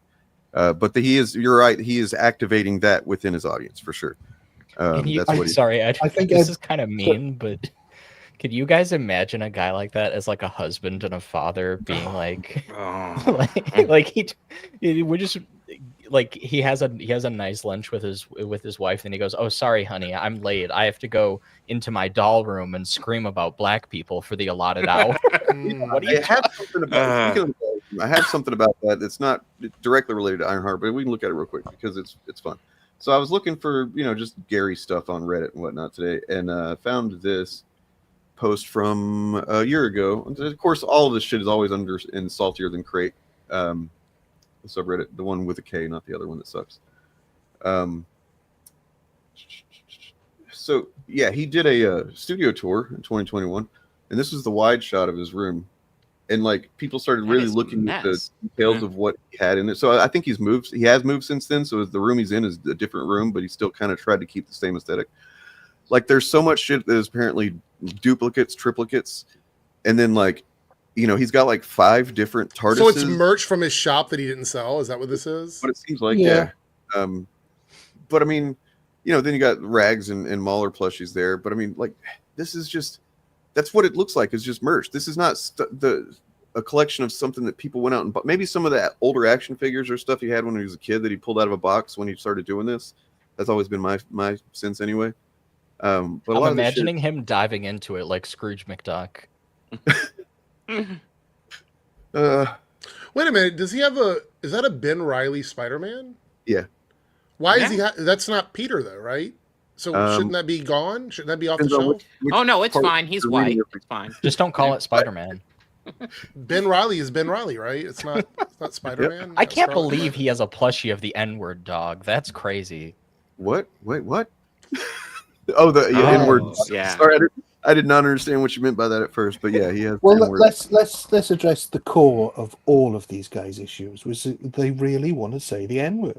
Mm-hmm. That's it. Mm-hmm. That is fundamental to all of their beings. Is they just really want to say it in public as well. In public, yeah. like they probably say it to each other privately, but they want to say it in public. Yep. But I mean, I was going to say as well. I'm sure we're all old enough to remember sort of pre-Marvel, really pre-decent comic book movies, when the nerd community, the comic book community, was very like Gary's attitude now. How you have to keep the normies out because they'll spoil things. We get to laugh at this group that don't know anything about comics, and so it's our little club. And the moment you let them in, they're going to want to know stuff. It's there's that gatekeeping in all of these sort of niche hobby communities that he's never got over. Now, I personally always thought that I would rather more people liked it than not, because you get more of it. We get more of it now than we ever did, and that's good. Not all of it is good, but you don't have to pay any attention to that. Here's a hot take. Sorry, go ahead. Good.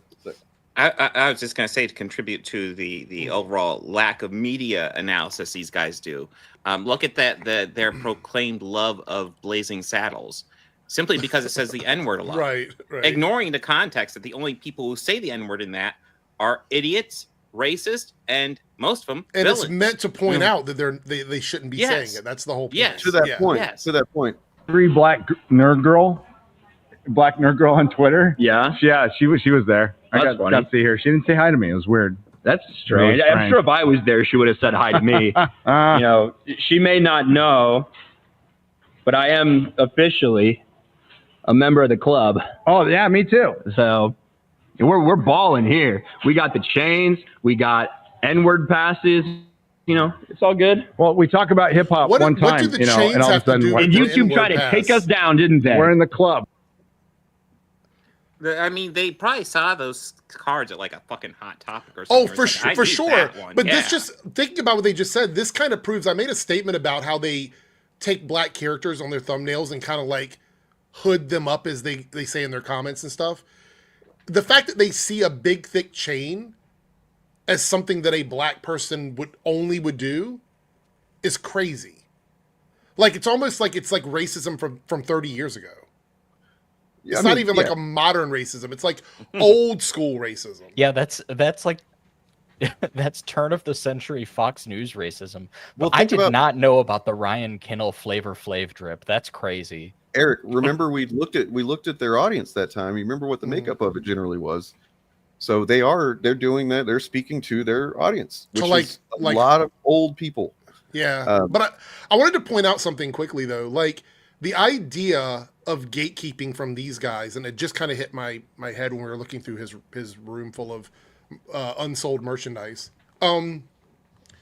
Typically, I believe anyone I've ever met in my life that wants to gatekeep people are the people that don't actually know as much as someone else. And so they feel threatened that person could come in and be very enthusiastic and start to love this stuff even more than they do and know more than they do. And then they would no longer be the expert on that.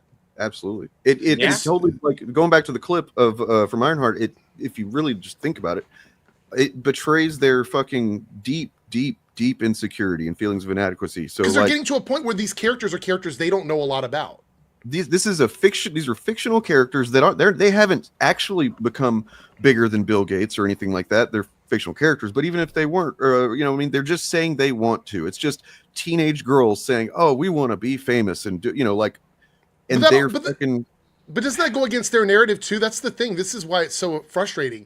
Their narrative is that all of these characters that Marvel puts out are these tokenized criminal characters, and then you have two of them, two black girls who live in conditions that make it harder for them to be successful, saying, I aspire to be bigger than some of the most successful people in the world, and that's a problem for them. So that's why I named this stream Chuds Go Out of Their Way to Expose and Debunk Themselves, because they expose their own, like, it's really clear when you think about it. Like, they're both, I've seen several of them now, both say what you like, oh, she's a criminal, blah blah blah. Never mind the fact that Gary, was literally a criminal as well. And half the characters in the MCU have been criminals at one point or another. Never mind the fact that Tony Stark was a weapons dealer. But that was legal, though. Legal, which is the same thing as moral. Anyway, Az clip really pissed me off. His fucking, I don't know, he could say the exact same thing as Gary, and something about Az saying it really makes me want to fucking. Well, they keep pushing this lie that she stole the armor. That's a lie. Right. She didn't steal the armor. They say it in the fucking dialogue that the armor was raised money that she raised. In fact, one of my criticisms is I thought that exposition was really fucking clunky the way they did it. But it was. It's there. It's obvious. It's obviously there, so you know that when she takes the suit, they're not going to come after her. That's the whole point of that line. That's the whole point of the AI going away, but the suit's still being hers. Because the AI was owned by MIT, the suit is owned by Riri. So she has the suit, but she can't run it because she has no AI. If they wanted the suit, they could have came and got it. It was basically inoperable at her house. She wasn't hiding out. She was at home with her family. That's the whole point of the Natalie character. Yeah, and she's flying around in the suit. They're not coming after her because they don't own it. It's not theirs. But they keep perpetrating that as like, she's a criminal. Oh, she did some stuff at school, like with exams and things that she cheated on. Like every fucking person has ever done in their life has tried to do something in school that's not absolutely 100% right. But then she gets expelled for it, meaning that she pays the price for doing something wrong. So there's literally a circumstances, and she gets in trouble for doing what she did, which is something they keep asking for. And she's not a Mary Sue. She's not given things on a silver platter. These are all things they wanted. Is she a stereotypical criminal, or whatever, or is she a Mary Sue? Is she a thief or is she a genius? Because they complain about both things. Right. Oh, she could have just gone to Wakanda, but if she did that, you would have said that she's just getting everything handed to her. That's the point.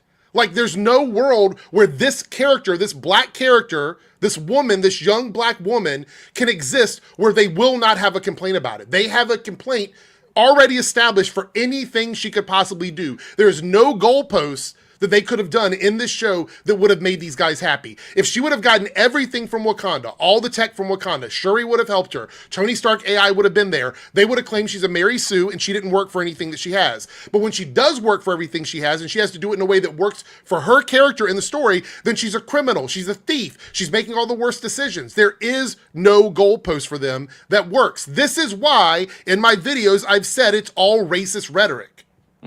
I mean, one of the points they always like to talk about how she doesn't earn anything, and one of my points was, hey, I'll wait. Hold on.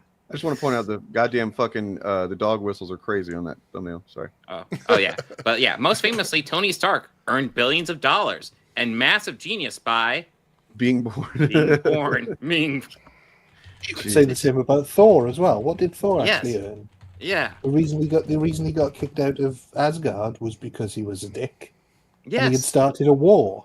I mean, even honestly, even Steve Rogers, like, what did he do besides just be a good dude and tiny?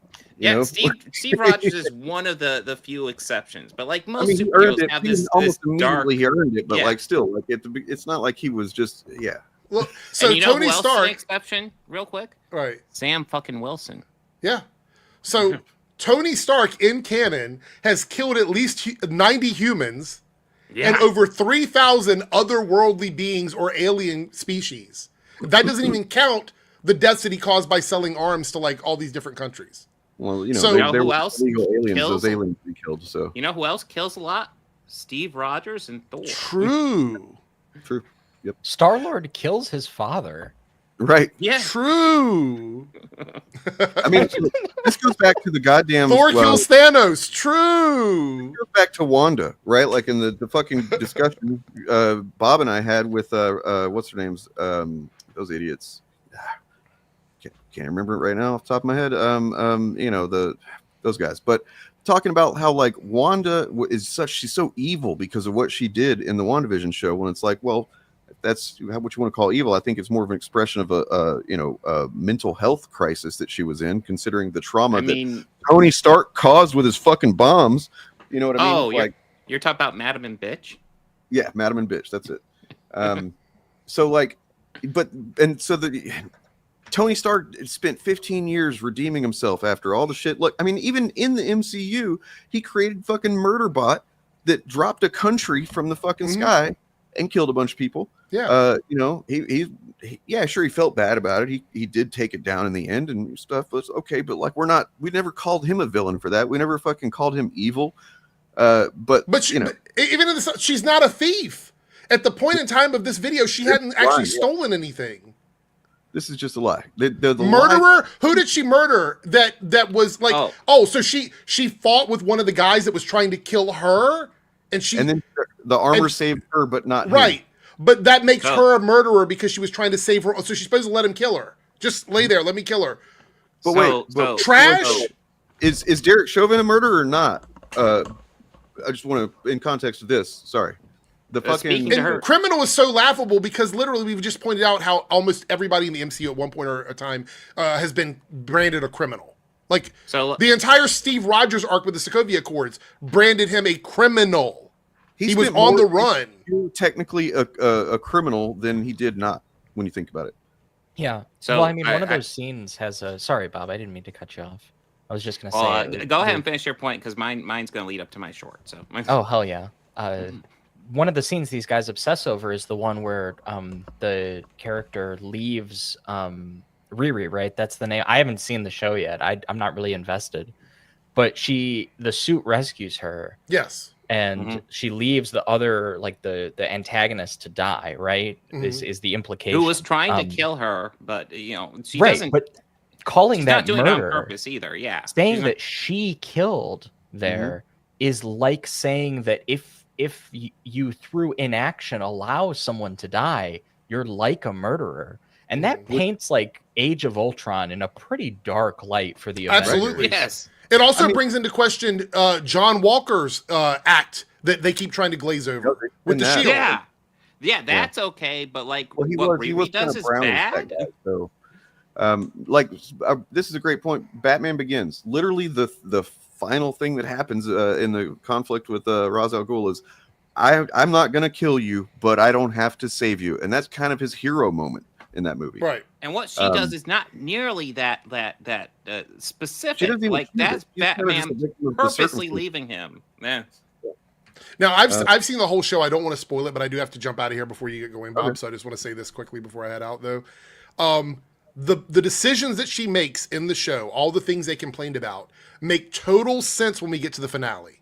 It all makes total sense because of a big reveal in the finale. So if you're watching the show and you haven't seen the end, everything will start to add up and all of the light bulbs will go off in your head and you'll go, okay, this makes sense. This is why all of these morally ambiguous things were happening over the course of the series leading up to the finale without spoiling what's happening.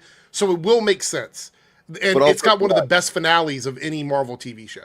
Oh, nice. Are you telling me that we should judge stories also by like where they go and how they end? Which is yes, and I've said that before. They're judging a TV show without the full picture. Like that's the thing they do.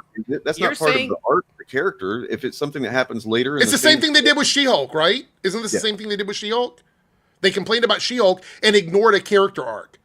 Like you guys tried to, I think you and Bob both tried to nail that down. Like this is part of the character's journey from where they start to where they end. Character arc in the She-Hulk show. He said that's not part of her character arc. What the fuck are you talking about? But yeah. Anyway, but I do have to run. So thanks everybody for coming out on my stream and everybody who's here in the other streams. Play nice. We got 50 people over on my stream watching. So do not make them mute you for the day. Yeah, guys, everybody make sure to like and subscribe to all the channels. We got obviously we got Actual Fandom here. We got Eric's Debunks, Eric's Reloaded. I'm Organized Chaos. We got Nothing But Media. We got Chariot. If you are not subscribed to all of those, shame on you. Go subscribe. Shame on. All right. With that being said, it was great hanging out. I got to go play music for drunk people. Later, man. So Have fun. Oh hell yeah. Have a good night. So I have an example here that to support what we're just talking about. This is from a while back, but I don't know how we missed it, but it's a good one. That Nerdrotic in particular just lies. He just lies.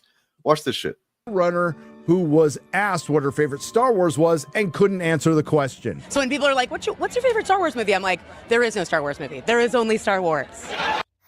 It's not like, okay, I was expecting the clip for her to be like caught off guard by the question and be like, So even if just playing it, just taking it on what the Gary showed, it's kind of still not how they characterized it whenever it happened. He's still like weird characterized it the way that they were doing it. But yeah, no, it just comes off like she's saying I love Star Wars. That's what it comes off as. Wait until YMS goes back. It goes and finds the original clip and then goes and back a little bit further than what Gary shows. I don't know, all of them or something like that. That seemed like a pretty rehearsed answer. Like that seems like a thing that she believes at the very least. It's not like Trump when asked what his favorite Bible verse was, right? There's no reason to look at that clip and just immediately discredit her response there. If somebody asks me what my favorite Kill Bill movie is, I say I like them both as a single story. That's my genuine answer. It doesn't mean I don't know or I haven't seen them, right? I don't know. Everybody knows. I was expecting the clip to be a lot worse. Again, we're in the territory of like you see what they use to justify a belief next to their belief, and it doesn't quite align. It's reaching. It's very very interesting. So when people are like, what's your favorite Star Wars movie? I'm like, there is no Star Wars movie. There is only Star Wars. If she stumbled for a bit in that clip, let's look up the clip. Let's see if there's anything more to that clip. Tell me, what kind of Star Wars fan are you? I am the type of Star Wars fan that doesn't even have a favorite movie. I just want. She wasn't even asked what her favorite. That wasn't even the question. She said, "This is why we look it up." I'm like, I was almost expecting to be like, oh, okay, yeah, I'll give you that one. That's what I like. The way that they frame things is so dishonest. It's just a lie because the narrative was that when asked what her favorite Star Wars movie is, this was her answer. And the question kind of changes the whole thing, really. I mean, still, it was a fine answer nonetheless. If that's what he had asked, that's a perfectly acceptable answer, and it's something I might say. But because if I'm going to watch a Star Wars movie, I'm generally going to at least watch one of the trilogies within a day or two of each other. Yeah. So yeah, it's but that's not even. What kind of Star Wars fan are you? And she took that and ran with it, and that was her answer. And I don't know, fucking liars, man. But going back to the earlier point brings up my short because Gary actually accuses of, at least in the first 2 episodes, he accused her of killing 2 people, and I'm like, what 2 people are we talking about? Yeah. How it works, and she plans to do it during the Agents of Antifa's final caper, which of course goes sideways. Agents of Antifa? Is that what he said? Yes. Wow. Extorting Hunter Mason, an evil rich. Agents of Antifa. Yeah, but you're not playing to a MAGA audience, right? Right? Yeah. Guy who just wants to grow food. The Hood conveniently stands still while monologuing so Riri Williams can cut off a piece of his cape. She accidentally sets off an alarm and doesn't lift a finger while the Hood kills Hunter Mason. And then she was in no position to do anything when that was going on. She couldn't even see him. He just vanished, and suddenly this dude's being lifted up and killed. And she just like she's on like the bottom level and she sees it, but like she can't fucking do anything. Like it happens fairly quickly too. Like what do you expect her to do? She wasn't in her suit. She was just down there for.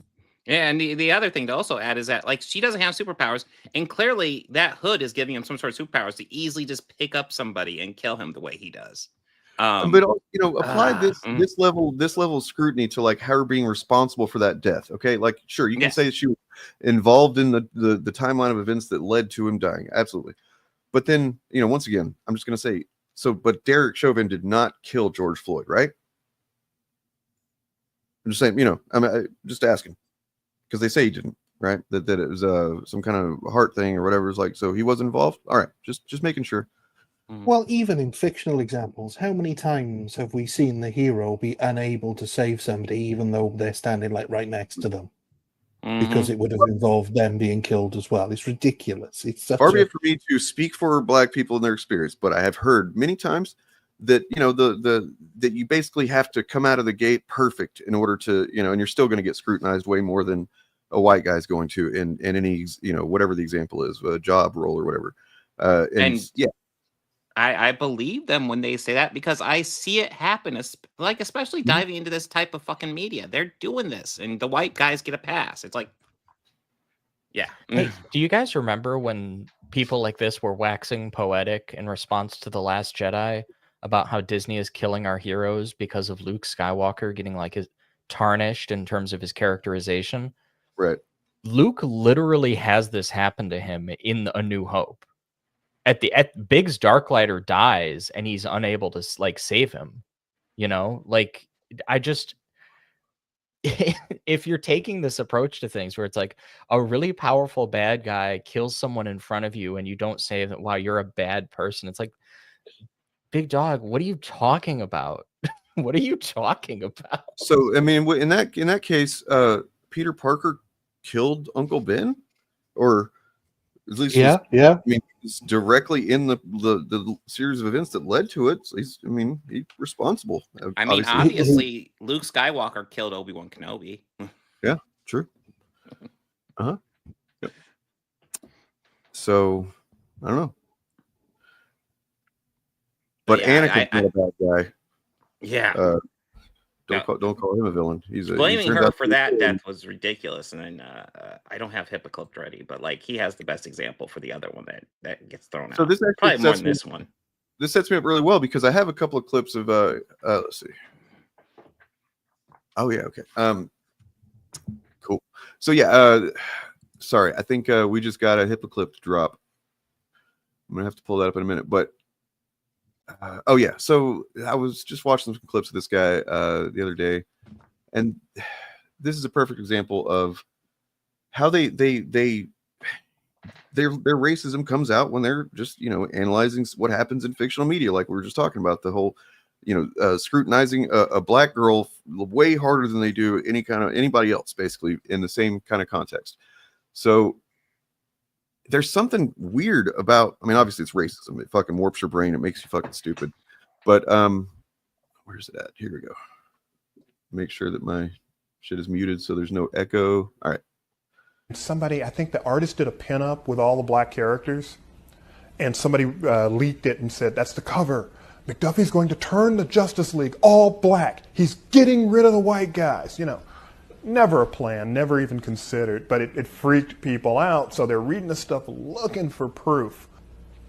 But there is a hardcore piece of the audience whose back goes up whenever you go into these issues, and they don't even realize it.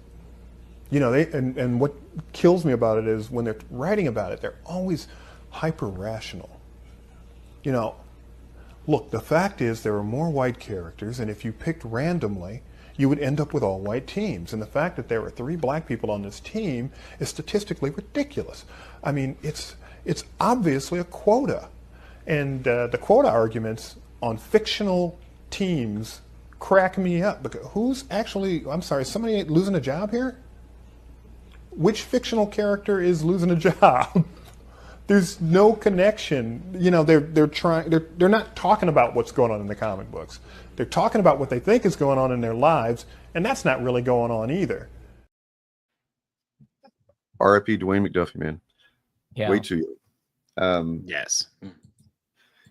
Yeah, it's I mean, obviously this was pre-Comicsgate that he was talking about this. So I mean, obviously, like I've been accused before of saying that Comicsgate introduced basically toxicity to fandom. No, toxicity was always in fandom. Comicsgate, these Phantom Menace guys, what they did was they monetized it, and they keep monetizing it. So anyway, and to be the cards on the table here, there are criticisms to make about Ironheart. It's not perfect. Personally, for me, I think it's probably about a 7 out of 10, which is on the lower end for me with Marvel stuff. But none of their complaints are legitimate because none of them cover the problems that I had as a white old man watching the show. Because my issues were, I think the pacing in the first episode was awful. Yeah, I'm not a fan of the first episode. I think it's clunky and wonky. But once it gets to the main story, I think it gets way more interesting. Yeah, and also I feel like there's that. I don't engage at all with the character of Xavier. It seems like he's important, but like I do not care. Yeah, and I think it probably could have done with another couple of episodes to flesh out all of the characters or none of them, if you know what I mean. Like I think the gang is semi-fleshed out, but not enough. Like we get some characterization, but not a lot. And I think Slug is that's a bit okay, but the uneven. rest of the gang, forgettable. Yeah, yeah. And I also personally, and I'm not going to give any spoilers here, but I really didn't like the very ending. I thought that could have been done in a cleverer way rather than just making it a sort of to be continued. I felt it was a bit too obvious. The story's going to continue, but other than that, it was a solid show. The character arc for Riri, as I said, other than the final was brilliant. I loved the introduction of the characters in, I think, the 4th episode. The shop, I thought those characters were brilliantly introduced, and I wasn't expecting it.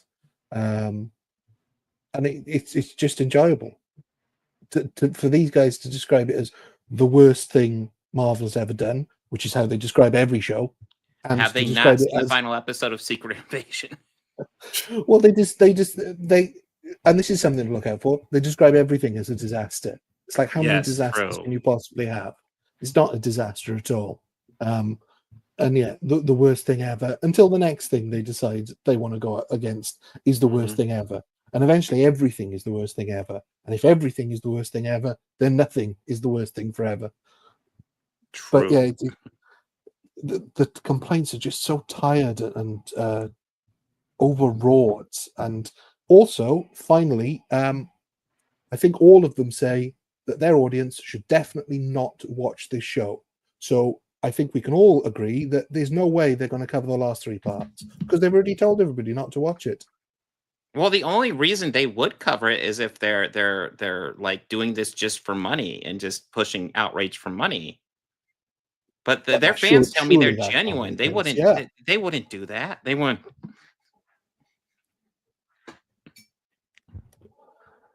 But yeah, it's just, and I'm tired of it. I really am tired of these same It is pathetic, exhausting. miserable Well, and complaints. here's the thing too.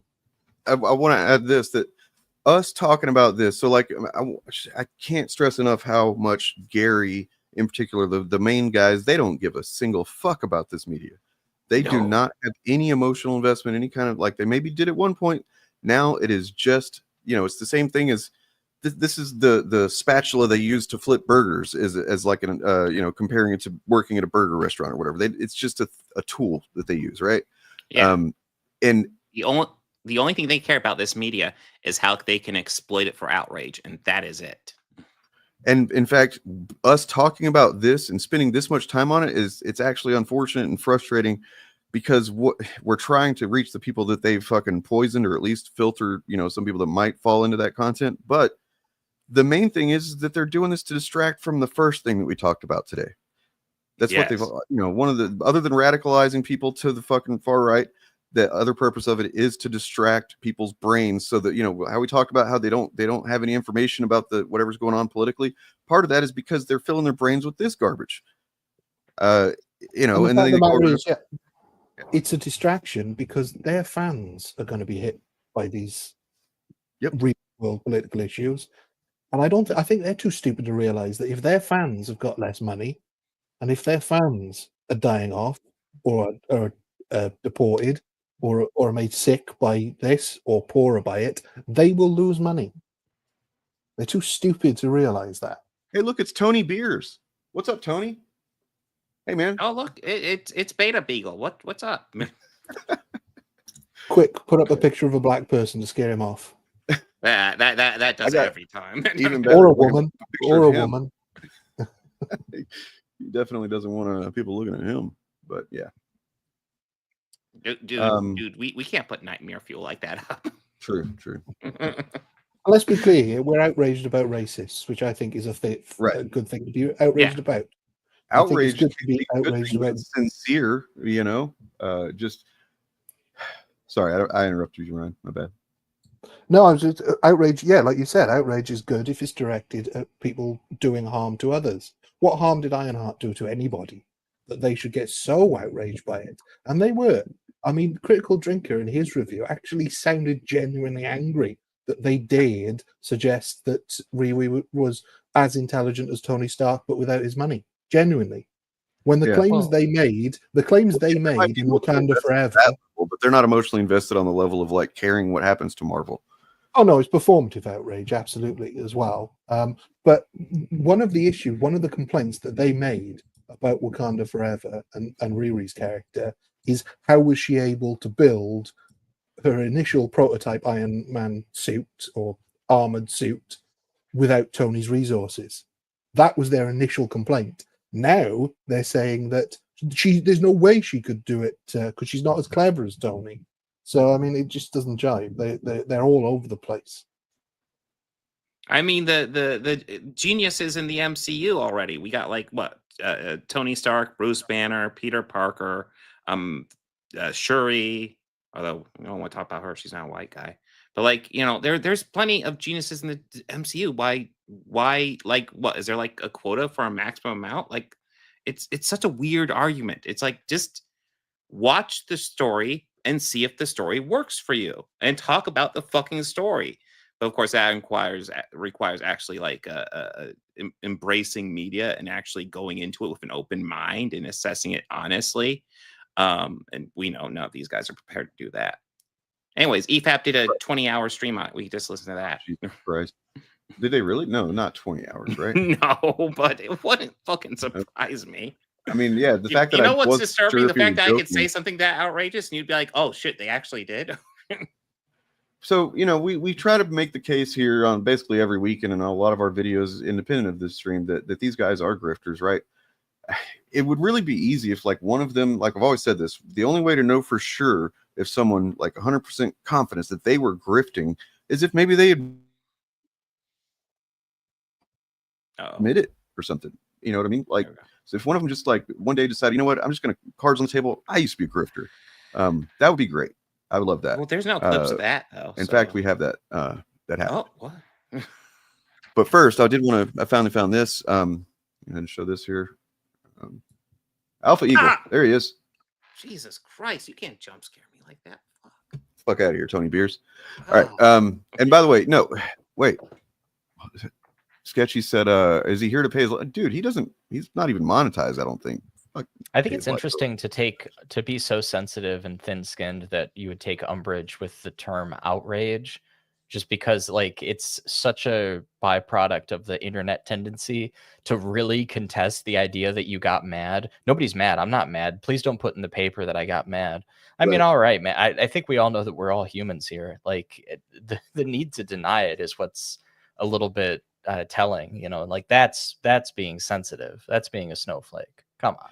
I mean, that goes back to what I was saying about how they chipped away at people's basic empathy, right? Like, so being outraged about someone, you know, being harmed or even just talked about in a shitty way. Most people don't want to be talked about, like judged because of some broad characteristic or whatever, but you know, they think it's okay. Anyway, so fuck these guys. We need a true hero to emerge who says, no, I'm here now to disclose that I was once a grifter, and now I'm going to grift by criticizing grifters. Ordering.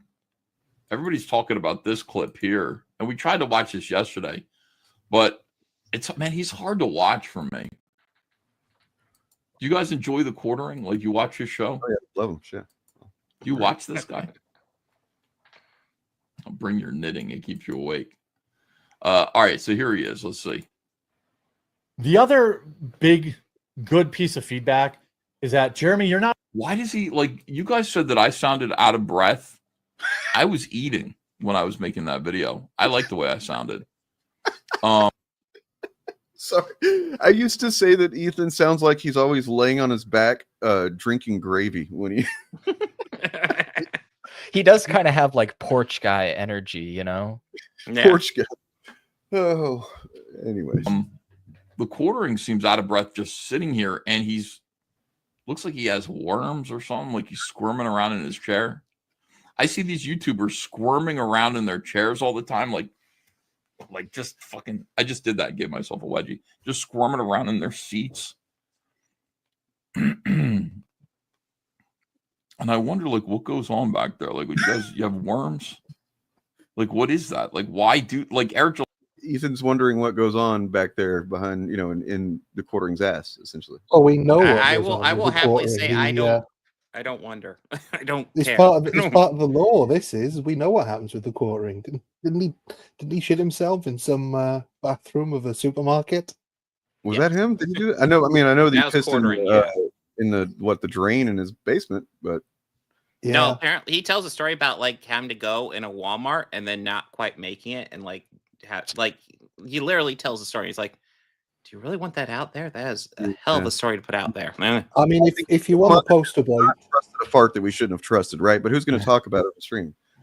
I mean, if you want the poster boy for white privilege, it's Jeremy the Quartering, the laziest man in the world, pumping out low quality content 5-6 times a day.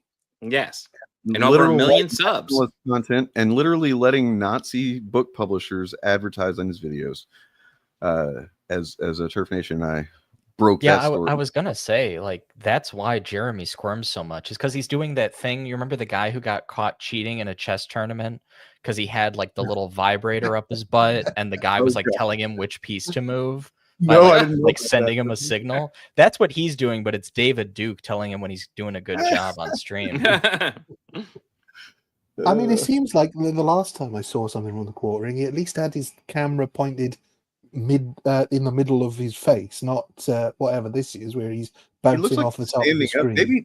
Maybe he's got a standing desk and he's doing that for his his circulation or something. If so, then good. Maybe it's a normal desk and he's got really short legs. Sure. Maybe he's got one of those little treadmills under his desk and he's just doing a bit of cardio. Hey, maybe he's on his knees. I mean, it is objectively hilarious that Ethan is here like, oh, he sounds weird and he sounds like he's having a hard time breathing and stuff. It's like, no, it's one of those things where I just grab the popcorn. Sounds great. Yeah, Fly does that all the time too. Like, he can't just sit still. Drugs? Is it drugs? Let's watch a little more of this. See what he's talking about. Are you guys interested in what he's talking about? Not providing enough in-depth, enough additional value in your videos. And look, see, you know what? Fair point.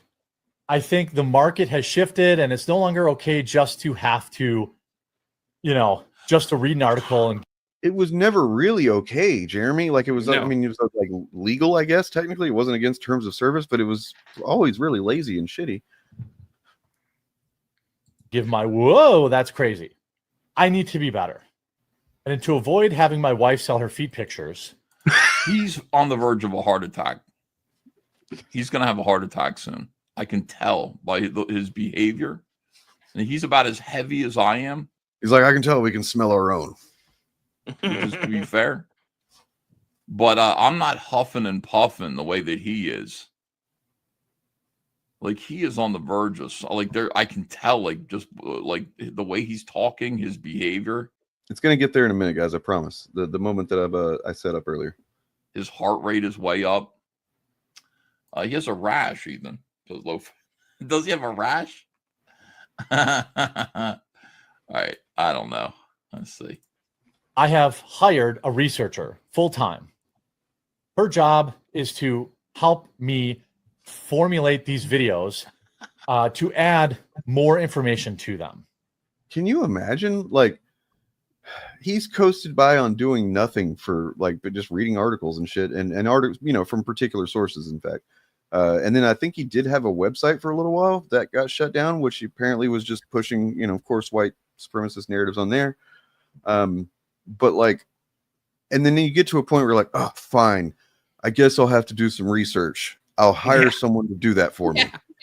Oh, I've seen the full clip of this as well. I think it was. I'm trying to remember who covered it. I get so confused, but someone covered this video, and in the first part of it, he's talking about how he did have 10 people on his staff just to produce these videos. Jesus Christ! And wow, he fired content. He fired 7 of them. He kept on the 3 people that said, "No, Jeremy, don't do it. We'll work for free," and then hired a researcher. Yeah, I don't know if this is the one where he mentions it, but he's got a it might not be in this clip, but it's in this video. He's got Melanie Mack working for him. Yeah, they do a show together apparently. Yep, because I guess I think they pushed a little bit too far on being openly, white supremacists too often, so they just kind of got accurately slapped with that label. Whereas like Gary and stuff, they still try to maneuver a little bit here and there to pretend like they have some other criticism that is clearly really just racism. Thing is, though, he's got that show with Melanie Mack, and he missed a trick by not calling it BJ and the Bear. And I'm not going to say which is which. Okay. I'm going to think about that joke later. To teach something rather than to read an article and react. I mean, all this guy's been doing for and it's worked for him up to this point. It's not hard to make this kind of content. I mean, this kind of content this is yellow flash content where, everybody you're in these like groups, you're in these like knitting circle groups, sewing circle, where, people go, look at this. And they're giving each other articles for the day. And then everybody reads the articles and goes, woke trash. This is fucking trash. That's woke. Woke trash. So this is what that's all it is. Now, I used to read the articles. I'd go on. I'd have my news sites up for Star Wars or Marvel Comics, DC Comics. I'd have my articles up. And with Star Wars, I would try to make a narrative. Like I would read all these articles and then I would say, see, this is what I think is happening at Lucasfilm. And I would create a narrative. And I don't know if I was correct or not. I was just taking a guess based on my experience at DC Comics and the way these companies work. And I didn't need a researcher. I was just trying to be entertaining. For fully process what he's saying here, he's admitting that he built his channel on, ostensibly it was supposed to be an art channel where he would draw, and he would do that sometimes. But while he was drawing, he used to draw. I don't know if he does anymore. He would just say, bullshit. He says it's based off of his experience at DC Comics, except I've literally got videos from way back when I used to cover him that he, was just mischaracterizing things that happen and whatnot in the industry. It's a bold move to just be like, I fucking was just talking out of my ass and I made a lot of money doing that for a long time. Sorry. And the comics industry is not the film industry either, so the two overlap very insignificantly. So to create a narrative around Star Wars, but I mean that's all they do. I mean this is literally outrage content. What he was doing and what Quartering does 5 times a day.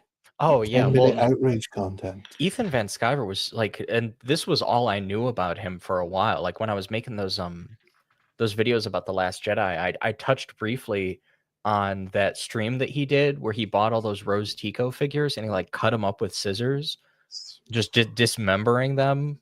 And genuinely one of the most unhinged things that I've ever watched as like research for a video. His most seen content was that, but I have actually a clip from around that time that goes to support. It's from the give vibes of what he was doing back then, but also, how we talked about this, I think last week or one of the streams I did about how they deny that review bombing happens whenever it happens. They're like, oh no, nobody's review bomb, it's just bad. Whatever. It's like, okay, but how did they know it was that bad whenever the show hadn't come out yet, dipshit? Yes. And whenever like there's so many 1-star reviews and there's just like none in between that and like 4 and 5. But nonetheless, we've shown, I looked at have a screen recording from under one of Gary's tweets from the Acolyte where everybody under it is just like, yeah, let's get that down to a 1 or whatever, talking about the Rotten Tomatoes percentage. So it's clear they fucking do that. But I mean, once again, we have Ethan, I guess maybe, I don't know. He got too excited back in the day about The Last Jedi, and he kind of.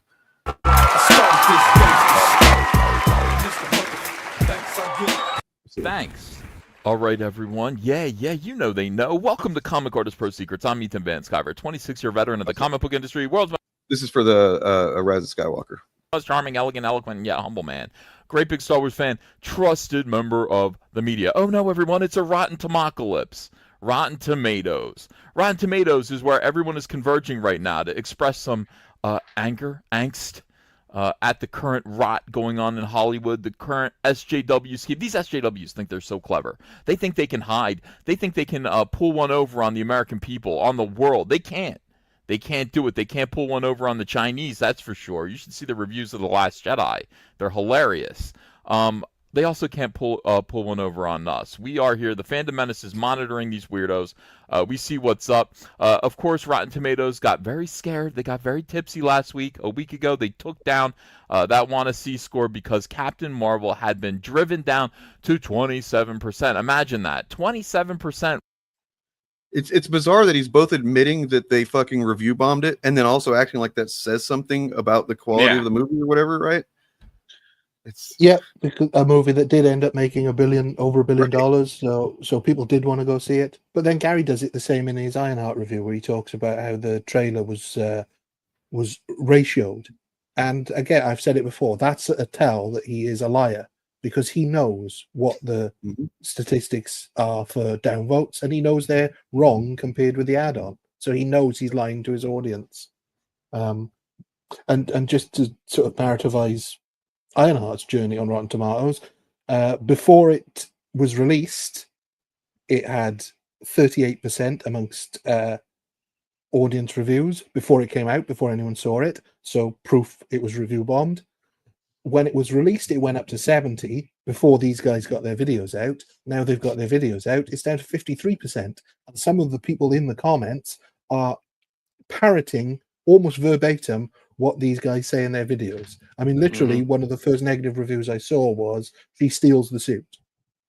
Another one I saw references Tony Stark building his suit in a cave with scraps, which is something all of them have had in their videos. So to say this is legitimately how the audience feels, and not a small portion of the fan base who has nothing better to do with their time than complain about TV shows on Rotten Tomatoes, which most people don't look at. And yes, I mean, that's also how like review sites often work when it comes to like just like public review scores that anybody can leave. Because if you look at like public listings for restaurants and stuff, it's like 90% Karen shit anyway. So it's just people who have the free time and the expendable income overlapping. And I don't know, it's like I've made this point before, and I think we all kind of have, that it's just like what a dumb thing to like build your identity around. Like, oh, we're the people who make Rotten Tomatoes more correct. Huh? Well, I mean, it's not just Rotten Tomatoes, because I brought this up, and this is it right here. So these are 2 IMDb reviews for Ironheart, left by different people, and they say the same thing verbatim. The same fucking thing.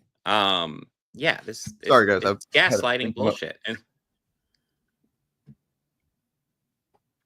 what is this? You know, somebody in like a Discord server was like, "Hey, we should all copy paste this. That'd be really funny."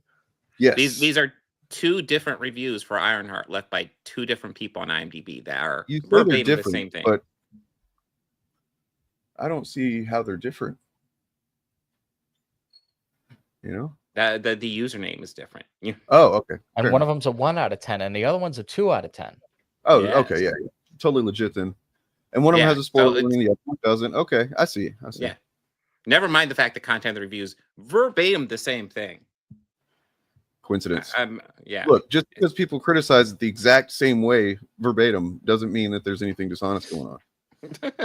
Sure. People, two distinct separate people have been known to write the exact same the review about something before. That is definitely a thing that happens regularly and genuinely. I've just had a look, because obviously these things are, there's 16,000 1-star reviews for Ironheart on IMDb, but overall it gets a 3.8. Critical Drinker's Rogue Elements is only at a 4.3, so it's only 0.5 better than the worst thing Marvel has ever made, according to Critical Birdman's Drinker. laughing. What does he do? It is the laughing sound effect, yeah. Mm-hmm. Yeah, I love that he literally puts that every single fucking time he mentions Neurotic, he's going to drop. I mean, Critical Drinker, and that's amazing. I love it. So yeah, even though we can pretty much say for certainty that Critical Drinker's film wasn't review bombed because it wasn't viewed to be reviewed, it's still only 0.5 better than Ironheart, which is quite a feat. Definitely review bombed. I did have one little quick little clip here of Ethan. One more that I was about to say, do we want to finish the Ethan stuff? Because there is a line that we haven't gotten to yet. Thing, but let's keep exhausting the bank accounts of a small demographic of loyal pay pigs over and over again. Okay. I was making all of these people into characters. Like everybody was a character. Pablo Hidalgo. What a great name. He's a character. He's just fun. Roundhead Ryan Johnson, Kathleen Kennedy. You know, the cast of Soylo. I mean, like, honestly, I don't know if literally all of them do that specifically, but I would not be surprised if they kind of look at it in a similar way where they're just, you know, I mean, obviously Griggs admitted to, we just make a narrative out of it. Thanks, Ethan, you know, thanks giving us another one. But I did want to respond to somebody saying, is this his redemption arc? No. No. I mean, for one thing, if it is, he's got a long way to go. The harm that he's put out in the world with this content would have to, if he's going to ever redeem himself based on that, first and foremost, that content needs to go. Just not being visible, not making money on it for sure, needs to go. That's the fucking start, and that's not going to happen. Mm-hmm. So this is a pivot because he realizes that the anti-fan grifter stuff is collapsing, and so this is his pivot. He's very smart. He's a smart fucking guy, and he has this charisma about him that I guess that some people are drawn to, and like he's better at it than a lot of these guys, just in terms of like natural charisma, right? Like, who would you rather listen to talk about something if you had to listen to either him or fucking Critical Drinker, right?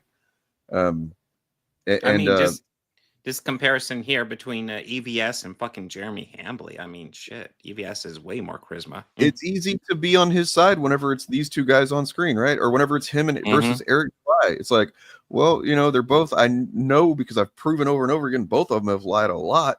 But at the same time, Eric seems to lie a lot more and like needlessly in a lot of cases, where he's just like trying to cover up his lack of knowledge or something, whereas, you know, Ethan tends to be more strategic about it. And that's exactly what this is him, like Ryan said, recognizing that the grift is not what it was. It's not paying out like it used to.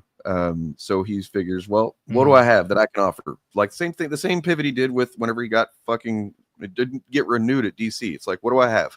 I have my name, I have my ability to draw, and then I have, and what's the name of his channel?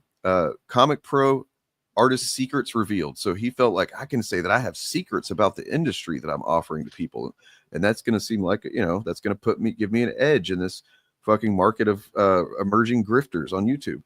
They're all trying to pivot at the moment. Critical Drinker tried to pivot into being a movie maker. He sucked at that, so he thought he'd have another go. But he's probably going to suck at that a second time. But he's still got his audience to fall back on for his lazy content. Yellow Flash tried to pivot into comics. That's failed pretty much. Counterpoint. Woo! Bad faith criticism. Are you a talentless YouTuber pretending to be an expert? Do you have a tantrum when you're criticized for being totally full of shit? Then the excuse you need is bad faith criticism. I'm not gonna lie, I do think the fluff they put on Eric July's shoulders is hilarious. It's great. Yeah, the toughness is. We gave him an award for that early on in the initiative. I'm proud of that. I mean, even poor Jeremy here is trying to pivot away from making lazy, low quality content. Right. So you know, it's bad if it's making him do something, like he's having to put an amount of effort in. And that means You know- like, oh, I have to pay somebody to do the effort for me, but still writing those checks or whatever, man, that's got to take it out of them. That's a lot of work. That's exhausting right there. in Shit. there's a thing that happens sometimes in law and policing where you'll have like a great number of people who are committing the same crime in different extents. Yeah. And what will happen is they won't throw the book at all of them, but they will sometimes like pick people out. Sure. And like Make an just example. absolutely hit them and ruin individuals. This happens a lot with like slumlords and like in cities and stuff like that. Like I know New York has done this a few times where like what's the guy's name? Jared, the Trump's son-in-law. Right. His dad, right? Yeah, his family are like they're like that. They're like shitty property owners that rent out a ton of properties. But you know, like people like that are never the ones that get hit. But if you're kind of a standout, if you're like, you know, you're somebody who owns like one building, you might eventually get fucked over. And it's because you're not quite as safe, and because, you know, people will become periodically aware of how bad what's happening is, and they'll all be like, man, we got a Jared Kushner. Yeah, I couldn't remember Kushner for some reason. I It's the dude with one wanted of to the call most him punchable Jared faces in the Fogle. universe. I was like, that's not the right guy. No. But Close enough. yeah, it's funny because like that's sort of what we're probably going to see happen. I mean, it depends on the way things go, but if the political environment online continues to turn against right-wing content creators, that kind of thing will start happening with these guys. We're like, you know, it'll probably be something like EFAP or Friday Night Tights will pick somebody in their orbit and they'll just shit all over them and tear them apart, and there'll be a few streams back and forth like that, because there will be a sense, and they might not say it out loud, but there'll be an implicit sense that we need a human sacrifice. We need a grifter to shove into the grift volcano so that we can appease the gods of the community, so that they know that we're sacrificing somebody, and then they can, you know, go back and it's, you know, whatever, 6 more months of making like shitty, like media quote unquote criticism. They also need to trim the field because there's too much competition there. There's no way that I mean, there's not just them and all the friends that they've made along the way. There's also all of their fans who've started their own shitty YouTube channels complaining about the grift. One day, one of them is going to be bigger than these guys because they'll corner the market in whatever that side of things is. So, well, also like Jeremy Hambley has never made a single goddamn thing that an AI couldn't. So you know that he's feeling the pressure here. Mm-hmm. Yeah, well, I mean, let's be honest, an AI could outperform him. There's definitely a lot of these guys where AI could outperform them, and that's fucking sad. yeah, 100%. I don't think we're too far away from basically their jobs becoming entirely redundant because they just always repeat the same things. I mean, they are practically AI at this point. I mean, they're lazy, and their content shows that. And it's not going to take a lot to get ChatGPT to write a script even better than the ones that we were getting it to write for Critical Drinker. It's pretty easy to get it to write a pretty good Critical Drinker script, which a little disturbing. Yeah, the quartering is a big piece of shit, man, and I don't even really want to watch Ethan any more than that because he made the point that I appreciate him making. Contrasting those clips, the young Ethan Van Sciver is like cocaine Ethan, and the old Ethan Van Sciver is like weed Ethan. Well, like one of these guys is way more relaxed. You couldn't even tell they're the same person. The young grifter Ethan. Now, if we go back a little bit further, some interesting things reveal themselves as well. I don't know if you saw this, Bob. Whenever I looked at these on the stream a while back, but so I have clips of him, literally just before he was no longer a professional comic book artist.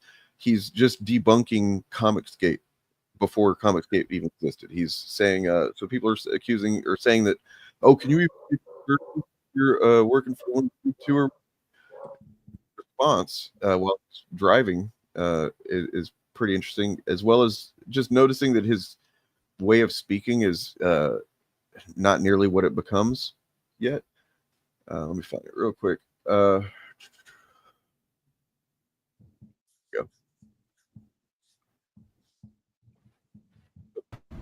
Another discussion on Twitter about, why don't more Republicans work in comics? And is it because they're blacklisted? Is it because nobody will hire them? Is it, and those that are like, could you be an established Republican and then find work in comics? Or like, people have a really weird idea about how this industry works. There isn't some Illuminati, some secret cabal that runs things. There are bad actors, and I think it's been encouraging to see some of those bad actors kind of get shown the door. So here we have him saying, no, there's not a whisper network of SJWs that are seeking to purge all of the conservatives out of comics, but also cancel culture is great. Yeah. Recently, but for the most part, there's no conspiracy. Yes, you can be an out Republican, you could be an out conservative, and work in comics. You can. I'm living proof of it.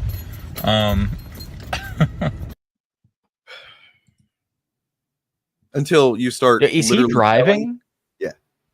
Until you start literally telling people on Facebook to kill themselves because they criticize you for voting for Trump.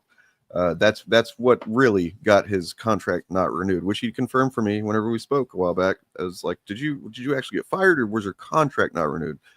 And yeah, his contract was not renewed. So there's kind of that same thing with Gina Carano, where it's like this entitlement of like, you signed a contract, that it had limitations on it. Why do you feel entitled to get another one? By the way, how's her lawsuit doing? Remember Musk was going to hire some attorneys? Yeah. How's that going? To my understanding, they destroyed Disney, didn't they? And Disney's no longer woke. Yep. So they're no longer making content on Disney, I'm sure. Right. It's now called Disney Minus, and it has nothing on it. Yes. But yeah, I don't know if. Do we want to talk about any more of this, or because there's that other video that I posted, this like Looney Tunes town, just straight up fake narratives being pushed, and then wow. Did you see that? Anybody? I did not see that. No. No. Okay. So there was a video I came across. I hate to promote any kind of channel that isn't something we already talk about, but look, guys, this is the natural end result of this kind of grifter content that we cover is. It's going to get lazier. It's going to get shittier. It's going to get less honest. It's going to get more just straight up, rooted in falsehoods. And yeah, that's just the way it's going to go until the algorithm is changed, which I don't see any reason why they would do that. YouTube makes way too much money with this shit. But so there's this channel called Woke Watch.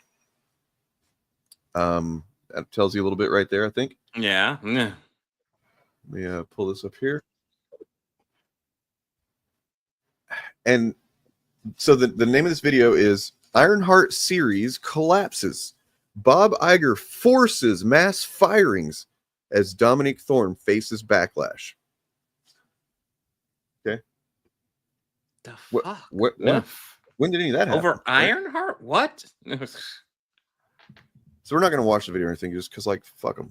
But here you can see the captions. What's the guy saying? I don't want to reset it to have the audio, so just Disney's Ironheart's a disaster. Bob Iger panics. Kevin Feige backstabbed, and Marvel employees fired in massive purge. Test audiences are calling it the worst Marvel show ever made. Critics are walking out. Walking out of what? Their homes? You know what I mean? Like, this might be AI generated. I would not be surprised. But then the comments, man. This is next level chud brain. These just for the people that like basically nerdrotic. Is like, oh, you do nerdrotic. I'm into fucking the black tar heroin version of nerdrotic, right? As in like you smoke weed.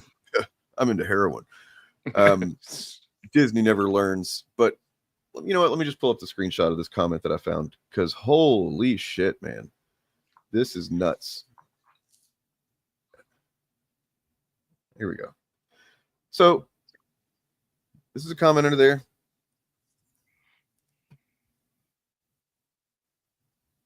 In order to stop this madness, we the people, aka the parents, the fans, the hardworking people, the 99.8%, the common sense people, have to challenge not only Bob Iger and his thralls, but also the source of funding for all this insanity. The main source of funding comes from the top 3 institutes' shareholders being Vanguard Group, BlackRock, and State Street. And the top 3 people shareholders being Bob Iger, spelled differently than before, Christine McCarthy, and Kevin A. Lansbury. These 3 people are tied to the company, so continuing to not buy Disney trash or even go to the parks hurts them. But the institutes are the main problem due to what looks like to be financial companies like banking. We have a challenging opponent, my friends. Oh my God, this is conspiracy brain shit. Pretty sure this is just like pointing to the JQ, if you just kind of extrapolate for a half second.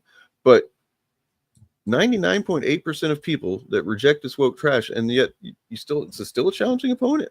And what would incentivize these companies to pump money into these studios to make woke content if literally everything is going broke and fails? Mm-hmm.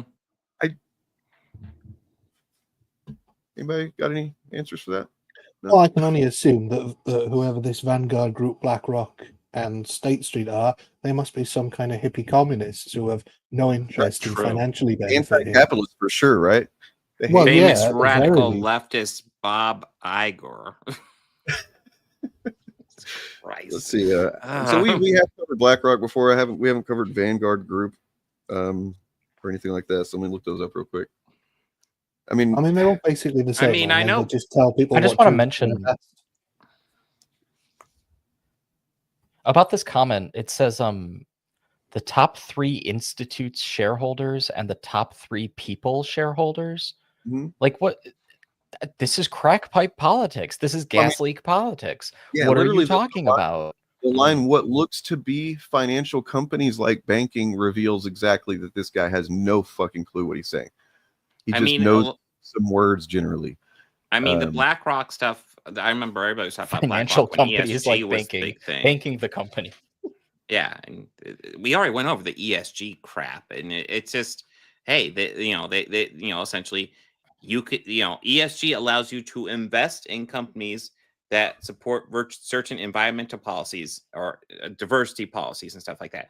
And that's all it fucking is. Well, so I actually have a clip from the one I uploaded yesterday, the clip of us comparing Chud comments about Ironheart. But from within that, I clipped out for separately. It's a shorter clip that I'll upload where we look at a Heel versus Babyface's channel for a moment. And he has a video where he literally says, in the title, it says ESG/DEI, as if those two things are the same. I mean, I do notice that, like, DEI, and they always change that to didn't earn it. And then, like, their big thing on Ironheart is how she doesn't earn her place. And it's like, yeah, I can't help but notice those are the same. Maybe if you watch the show and don't say this before the show comes out, maybe you might be proven wrong. I don't know. But yeah, like DEI and ESG are not the same thing. Only one of those letters in ESG kind of roughly is relatable to DEI. But yeah, they don't. Well, I don't know if you're aware of this thing, but like ESG has an E in it, and DEI has an E in it. Yep, same thing too. Same words. Yeah. I mean, I know those letters. Sure. Have you ever thought that Nerdrotic has D, E, and I in it? Oh shit! Woke. We're through the looking glass here, people. Oh God. So does Critical Drinker. Oh my God. So does Geeks and Gamers. Maybe no, not really. Funny to do like tell people it does. They'll believe us. Yes. To do like a parody video, like if you started like a parody channel meant to make fun of these people, and you like uploaded content to it, and you just made one of the titles like DEI CRT ESG, and then you just threw in like MSG in there or something, just because like most of them would go along with it. They'd be like, "Oh, I haven't heard about this one." They have no idea. Like, that would be scary for me to see that if somebody's like, "Oh, there's MSG in this." Oh God, I will literally throw up if I eat that. Wait until these people find out about the Better Business Bureau. What tastes better, MSG or DEI? Tricky. I like to sprinkle some DEI into my Doritos. It's just try it out, something different. So yeah, I just wanted to show this to kind of like say that if you're somebody that watches this content, these guys, and maybe you happen to be watching us now, maybe you watch this regularly. I don't know. If you're already into that content, the nerdrotic content, please don't let yourself go this far. This is just, I mean, you're already too far, man. But like, this is fucking Looney Tunes. Hate to insult anybody that has any mental health issues or anything, but like, this is not just a mental health issue. This is like someone has programmed you in the worst ways possible, if you believe this shit. But yeah, this is obviously also JQ stuff. Because like, what incentive does anybody have? It doesn't make any sense, man, to fucking pump money. What is it? What do these companies get out of that? Right? They're turning everybody trans or something. How do they win? How does that benefit them? Unironically, like I talk about this in one of my videos. I made that video like, damn, almost a year ago now. This autumn it'll be a year ago. But it's the Veilguard wokeness thing. I have a section in there about the critical drinker and how like you mentioned earlier, like a lot of this is like JQ adjacent stuff. It's totally like that. It's the whole thing is like elites, air quotes elites, are making everything woke, and they're turning the kids trans, and everybody's going to be black and gay, and all the immigrants are going to be here. And like the only implication that you can get from that is that there's like a wealthy cabal of people who are trying to destroy like white dominated Western society. Is the only implication. It's literally just Nazi stuff. But they're not saying the conclusion that it leads to. But that's what it is. It's kind of like how like there's all of these right-wing mass shooters because right-wing pundits are always telling people that they're under attack. If it's like they're attacking you, then you're gonna see like a mosque with like innocent people in it as a threat when they're not. It would be one thing if there was a literal invasion. Like if I don't know, like Canada invaded the U.S. It's funny to say, but like if there was a war, that they're missing, the thing they're missing that allows what they're missing that allows them to fully believe that this is their reality is how the algorithms operate. It's just it's simple as that. Like, I mean, obviously there's a lot of environmental factors and how they're raised and whatnot that go into it, but at the same time, like if you don't understand that these social media algorithms feed you based on what you're already looking at and what you react to, then you are lost. Like you are fucked, basically. I did a video on that in 2020 as a half Westworld season 3 review, but it was really just an excuse to talk about this and how these algorithms are programming people in some pretty shitty way. Look, we're all subject to it to some degree or another. Like even if you're aware of it, you're still going to be getting content that is you wouldn't be seeing just in. This is not an organic situation. It's not just they don't recognize their own subjectivity in the first place. Then there's the algorithm's subjectivity, which is based on their own subjectivity. So yeah, and when you think that your morality or how you view media or whatever is objective, that's a fucking problem.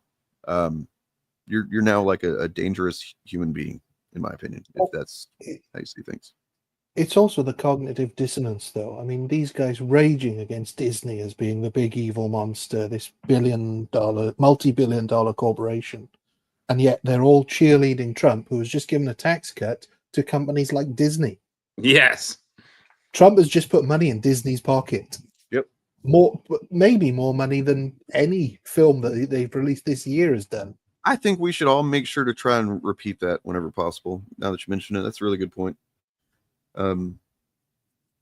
Yeah, holy shit.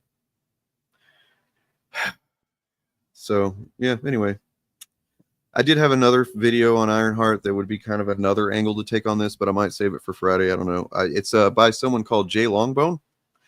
You might know who that is?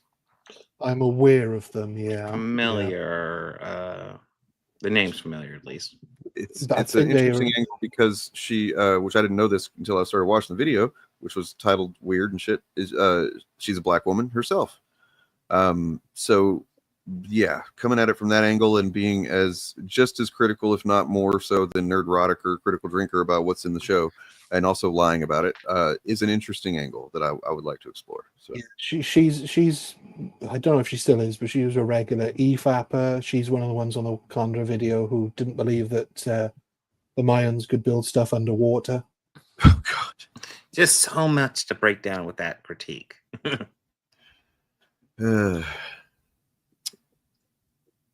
And the other thing, I'm pretty sure this was Riverboat Jack covered this, but Shea diversity is getting more and more insane as well. That's another thing. I've heard that. It's I hard saw to watch. that. Yeah. I think he did a video about how YouTube is ruining his life by not pushing his channel in the algorithm. It's like, well done, buddy. You just realized that YouTube don't care about you. They care about people viewing. They don't care what people view as long as people view. When I was responding to him a lot, he made a video like this maybe 2 years ago now. And the content of the video was very similar. So first of all, Shad doesn't understand anything. And I mean anything. And it's because his like thesis for teaching people things is that he thinks he doesn't have to learn. So he just hears things and makes assumptions and passes them on. That's a lot of what his content has always been. But obviously, you know, hearing him talk about politics, it's very clear. But also like just, you know, on like the web design aspect of it, when he talks about impressions in that video, and if I would totally recommend that Riverboat Jack video. It's called something like Shadiversity doesn't understand why people don't want to watch him or whatever. It's a recent upload, but that in that video, Shad is like very clear that he thinks like the way that impressions work is it's like people being shown your content and it's a thing YouTube gives you, and like YouTube just arbitrates how many people your video is shown to, and that's like so not true. First of all, the algorithm is like a black box. Obviously the people at YouTube can do things to affect it, and they have, and that's actually there's been a recent change in how people's content gets promoted, and I think it has a lot to do with stuff that's older being prioritized, and a ton of it, like influx of AI stuff that's just ruining this platform. But anyway, like they need to get rid of that. And Shad is sitting there, and I don't know how to say this without being genuinely offensive, because there's no like word for this. But you know, in the same like mental health context, like people use euphemisms for this stuff a lot, like crazy, or sometimes more specifically like bipolar or schizophrenic. When you hear, and as someone with bipolar, like I know what people mean when they say that, but like when somebody is talking and they like jump on a bunch of tangents, which I do, of course, but then they like do tangents where they contradict themselves, and then they go back on the point and they contradict the original point. That's how Shad talks. He's like three guys arguing with each other in a skin suit. It's really crazy if you actually, because I've had to, when responding to him, I've had to transcribe typing back things he says. So I go to the video, play a little bit, write it down, go to the video, play a little bit, write it down. So I'm like hand copying his own words and reading them back to myself and going, this is nonsense. This is like if you play a video game and the developers like, you know, put an asylum level in it and there's like writing on the walls. That's Shad. He's genuinely out of his mind. I don't know why they invite him on these panels like Friday Night Tights either. Well, because he will accidentally argue with them, but he thinks he's agreeing. Well, I mean, I will say, like, I think Shad is doing it genuinely because I think he's kind of insane. But like, if you look at a lot of their content, Critical Drinker, Nerdrotic, contradict themselves so fucking much. I think Shad just stumbles into that type of thing accidentally. Well, I think what Chariot's saying is he'll do it within the same essential conversation, where it's like, yeah, these guys will contradict their own videos within a sentence, in a single sentence. He does it in that video. He says something like, "Oh, and all of this is being brought on by the." I think it's AI that he brings up. It's some type of content that he brings up. He's like, his take "Oh, on and all this stuff is being brought on by AI." Sorry, say again. His take on AI is brilliant. He is furiously and vehemently opposed to AI slop taking over YouTube, which eventually it will. If AI is allowed to continue the way it is, every video on YouTube is going to be AI. We're And in the he's- final days of YouTube being decent. We're I guess and sorry, he's vehemently against that, and he's right to be, because it will. Everybody on YouTube is replaceable with AI. I mean, that's the truth of it, because it's all about. It doesn't matter how good your content is if people don't watch it. But then he says, "Oh no, but like because he loves AI as well, he's not Right. talking about the AI that he does. He's talking about the stuff that's mass produced." And it's like, well, yeah, but that's why fast food is popular. Well, that's what I've made fun of him and before for being in a the guy single that literally says, I've got a clip of him going, embrace tradition. And then I'm like, but okay, but also do AI art as well. You know, it's just he's a Right. Well, bag of I have to stress, it's like one sentence where he says like, oh, and all this is being absolutely destroyed by the people who are uploading all of this AI content, which I support. And it's like, dude, what are you talking about? It reads it's the like a problem of- suicide note. He's like the out of problem his of like mind. being a fucking, you know, a proponent of capitalism, but also literally facing the fucking consequences of not being good at it or being lucky enough at it, right?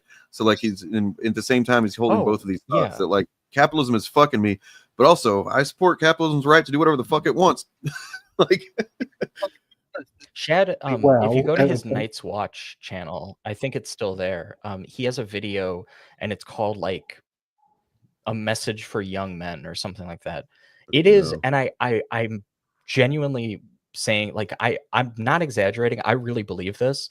It's probably the most disgusting video on the issue of men's mental health on the entire platform. Number one, beyond anything. If a feminist filmed herself literally advocating to kill all men, it would be less disgusting than that video, because the whole video is like, sorry, I'm gonna do. Yeah, okay. Men feel all right that they need to live up to a standard, okay, and then also I'm gonna argue in this same video that that's why they feel so bad, but also that the standard is good and they should be living up to it. And it's like, it's this dude. I don't know how else to say it. I call him crazy because it makes me feel crazy to sit there and hear a man, like a grown man, sit there and just meander through a serious conversation. He does this with every topic, like men's mental health, you know, like immigration, the Holocaust, literally anything.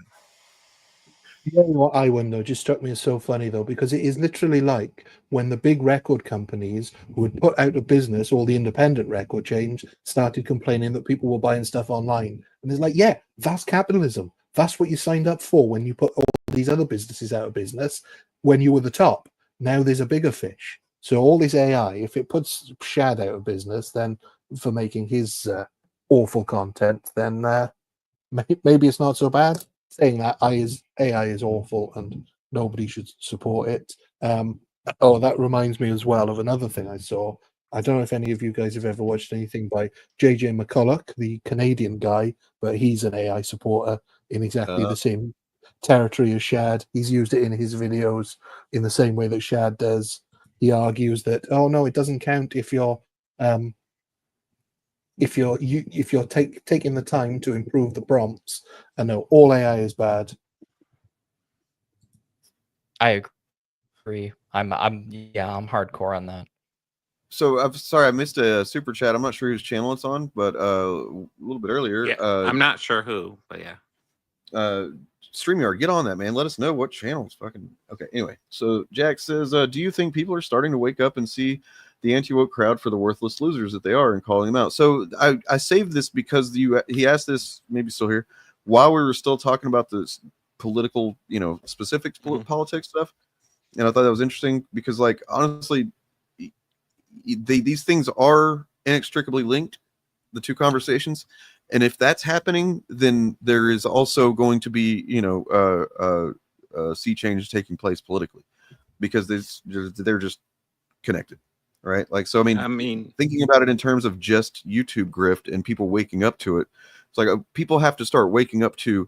We live in a griftopia now. Like, the capitalism has become something new, or I mean, it's like a fucking mutated form of capitalism now, where it's like grifting is just the way to go, man. Like, what you look in any industry, any kind of media, any kind of service or whatever it is, grifting is fucking doing great. You go over onto I guess TikTok or whatever, there's these singers that generally seem like they probably sing really well naturally and whatever, but they weren't seeing enough success with that content, so they're now doing this very recorded, polished, edited recordings, and then pretending like they're singing it live, like in some garage or something like that. And then the people that just, oh, that sounds amazing, you're so great, you guys do this, like, it's a grift in the same way that other shit's a grift. And it's just, there's no fucking leash on this shit right now.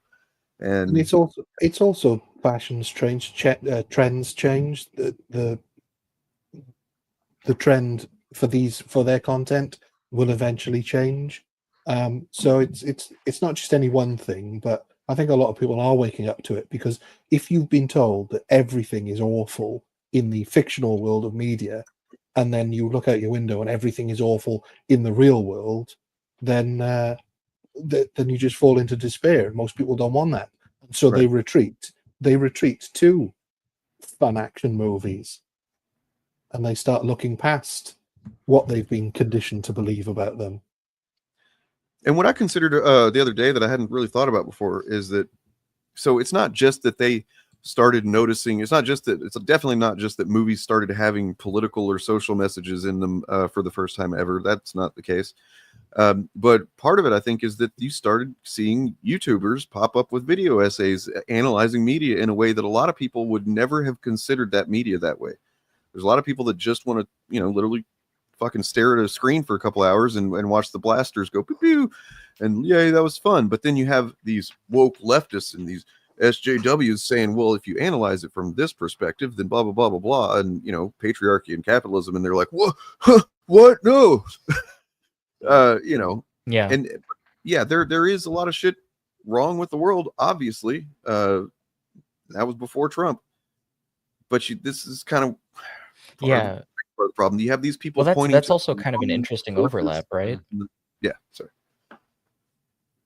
What's the overlap? Yeah, I was just gonna say, like, that the overlap there. Well, because a lot of people, and at times they've pivoted away from this, but especially when it was like the original Gamergate, there was a lot of rhetoric that was like anti-elite, anti-academic, anti-expertise kind of coded. You still see this occasionally, but it's I think because now people like YouTubers who make essays that is literally, it's just 6 hours of them rambling, these are the experts of their world now, so now the rhetoric has to adjust a little bit. But you used to kind of hear this, and I think part of it's that, like, when you're trained to think about media, when you're taught how to do that, you will adopt certain behaviors and certain ways of thinking that are not a part of this shared media ecosystem commonplace that we have in our culture. So, if a bunch of those people then go out and make commentaries on that stuff that is accessible directly next to the other stuff, where the critique is now juxtaposed with the thing itself, then people kind of start feeling like there's an imposition, like something is being kind of presented that wasn't there before. When the reality of the situation is, like, people have been writing like that for a really long time, and even, more so. But people saw like one Anita Sarkeesian, and one was kind of too many for some people. Mm-hmm. Big Field. I apologize. I have not seen the rest of the show yet. I didn't even know for sure that was the character that, but now I do. I was fairly confident watching the first 3 episodes. I thought there was hints that obviously it was leading to that. I have not seen it either, but I mean, I think Sacha Baron Cohen's a pretty talented guy. I'm imagining he does a good job. I think it's a good opportunity, at least. Whether or not he nails it, we'll see. But it's a good opportunity. I have seen it, and I was kind of surprised because of the type of roles he takes.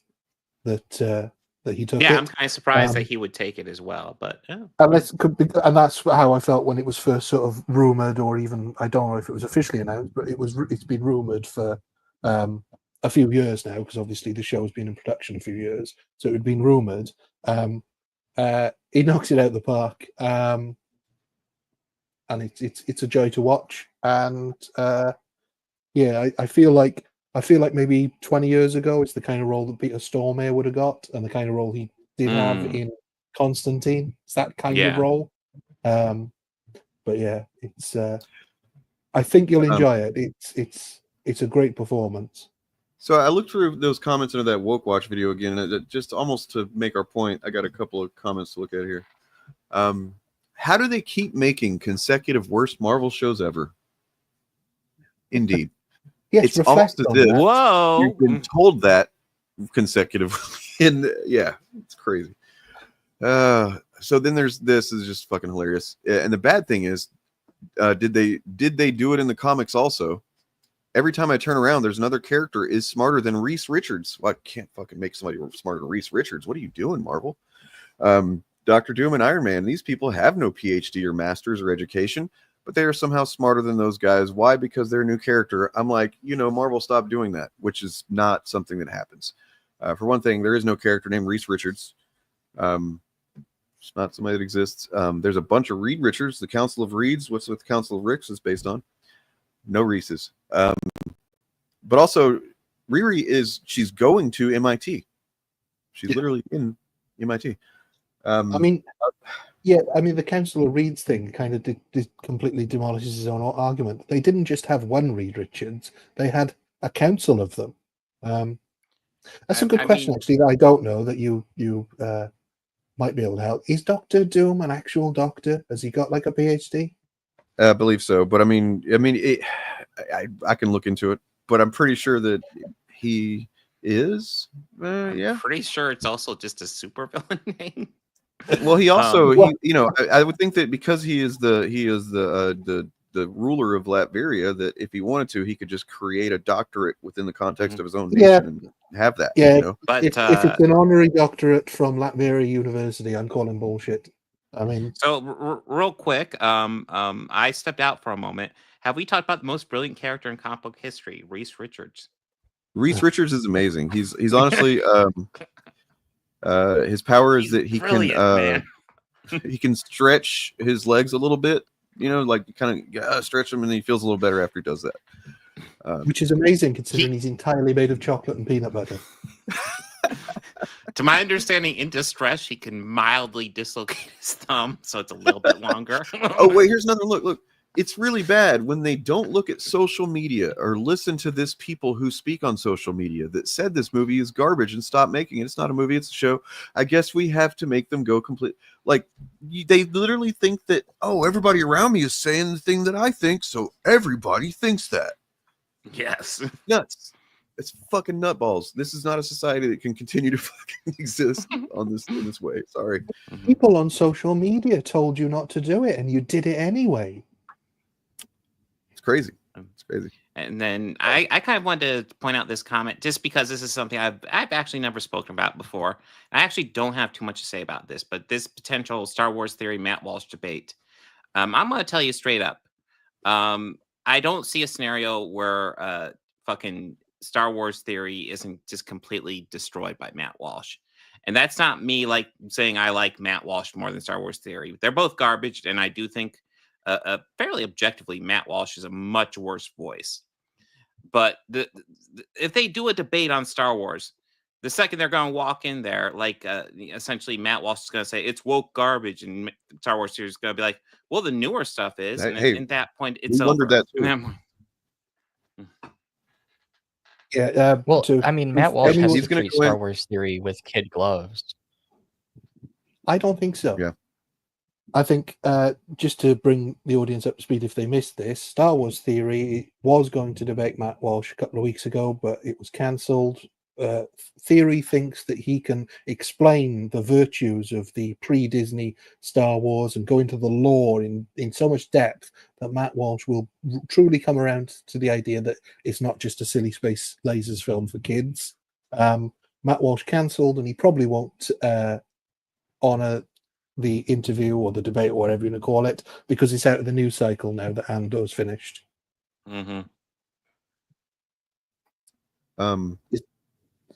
because it's Yeah, basically I it's a just kind of feel like if they actually had a sincere debate where they went head to head, Matt Walsh would just look into the camera and be like, "You're an adult who collects toys." That's it. Yep, that's his whole. He would just goal. stop it right there. You got to remember, this guy's shit on video games, just the entire medium of video games, anime. Like, talk about not realize. I don't know if he realizes that part of his audience is the people that base their lives on those things, but I don't know. But from a purely optics point of view, his entire brand is that he is a proud heterosexual adult male who put away childish things when he stopped being a child, and everybody else should do that as well. Get married, have kids, Christian white kids, and that's how life should be. That's his prescription. So nothing Star Wars Theory says is going to get through that, because that's his ideological brand. So, well, I mean, yeah. he defeated the Emperor. Yeah. Come on, he's a hero, right? Sure. He's an anti-natalist king. So you guys, you know how we were all like, man, we wokies, we can't wait for Megan too because she's the next girl boss, and yeah, 32,000 views. She's not a girl boss; she's a robot. And then when did Ironheart drop? Was it 12 days ago? I feel like it hasn't been that long. No, it was 7 days ago. Interesting. Disparu. Interesting. I mean, I guess he maybe got an advanced copy or something like that, or maybe I don't know. Maybe he traded his. I remember Critical Drinker released his She-Hulk video a day early. And I remember when I first went to respond to it, I assumed he got some sort of early video because not that they would really want to support him, but because he's such a big YouTuber that he probably gets access to early stuff. I've gotten access to early stuff before, but no, not even that. It was a video of him responding to fucking clips. It was just like, oh fuck. Which we covered in our video that we did about him when he did that with the Marvels, and he did that with Ms. Marvel. He did it with She-Hulk, and then turned out to be wrong about those things as well. Yes. I want to point out His that speculation videos are atrocious. Anthony Gramuglia has a almost 1 hour video from 12 days ago where I'm willing to bet he doesn't make a claim on the quality of the show in that. I'm just going to go ahead and say that I don't think he does.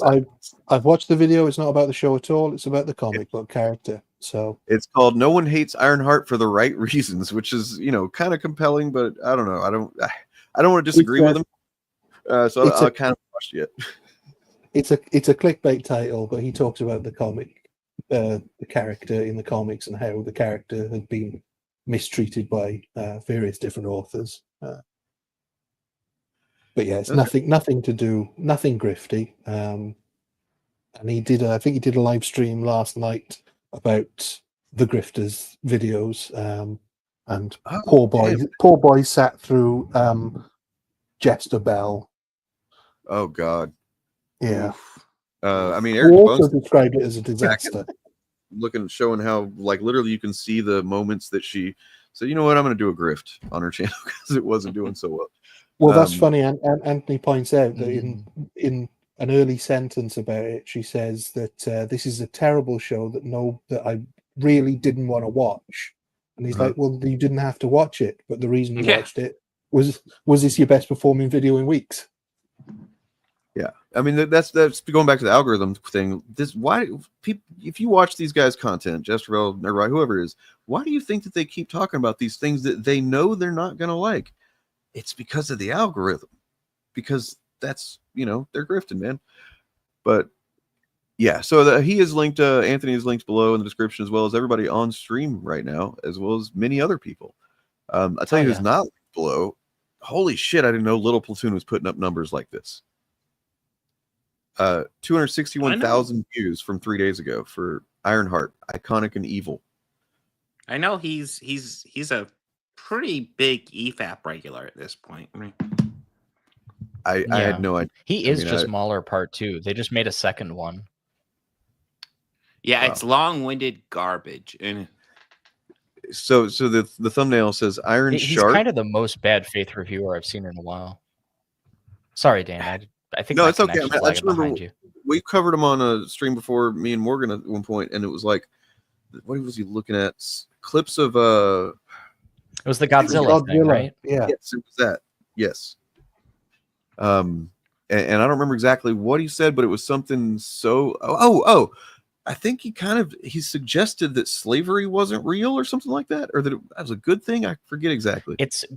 He compared the destruction caused because Godzilla and Kong are like fighting or whatever.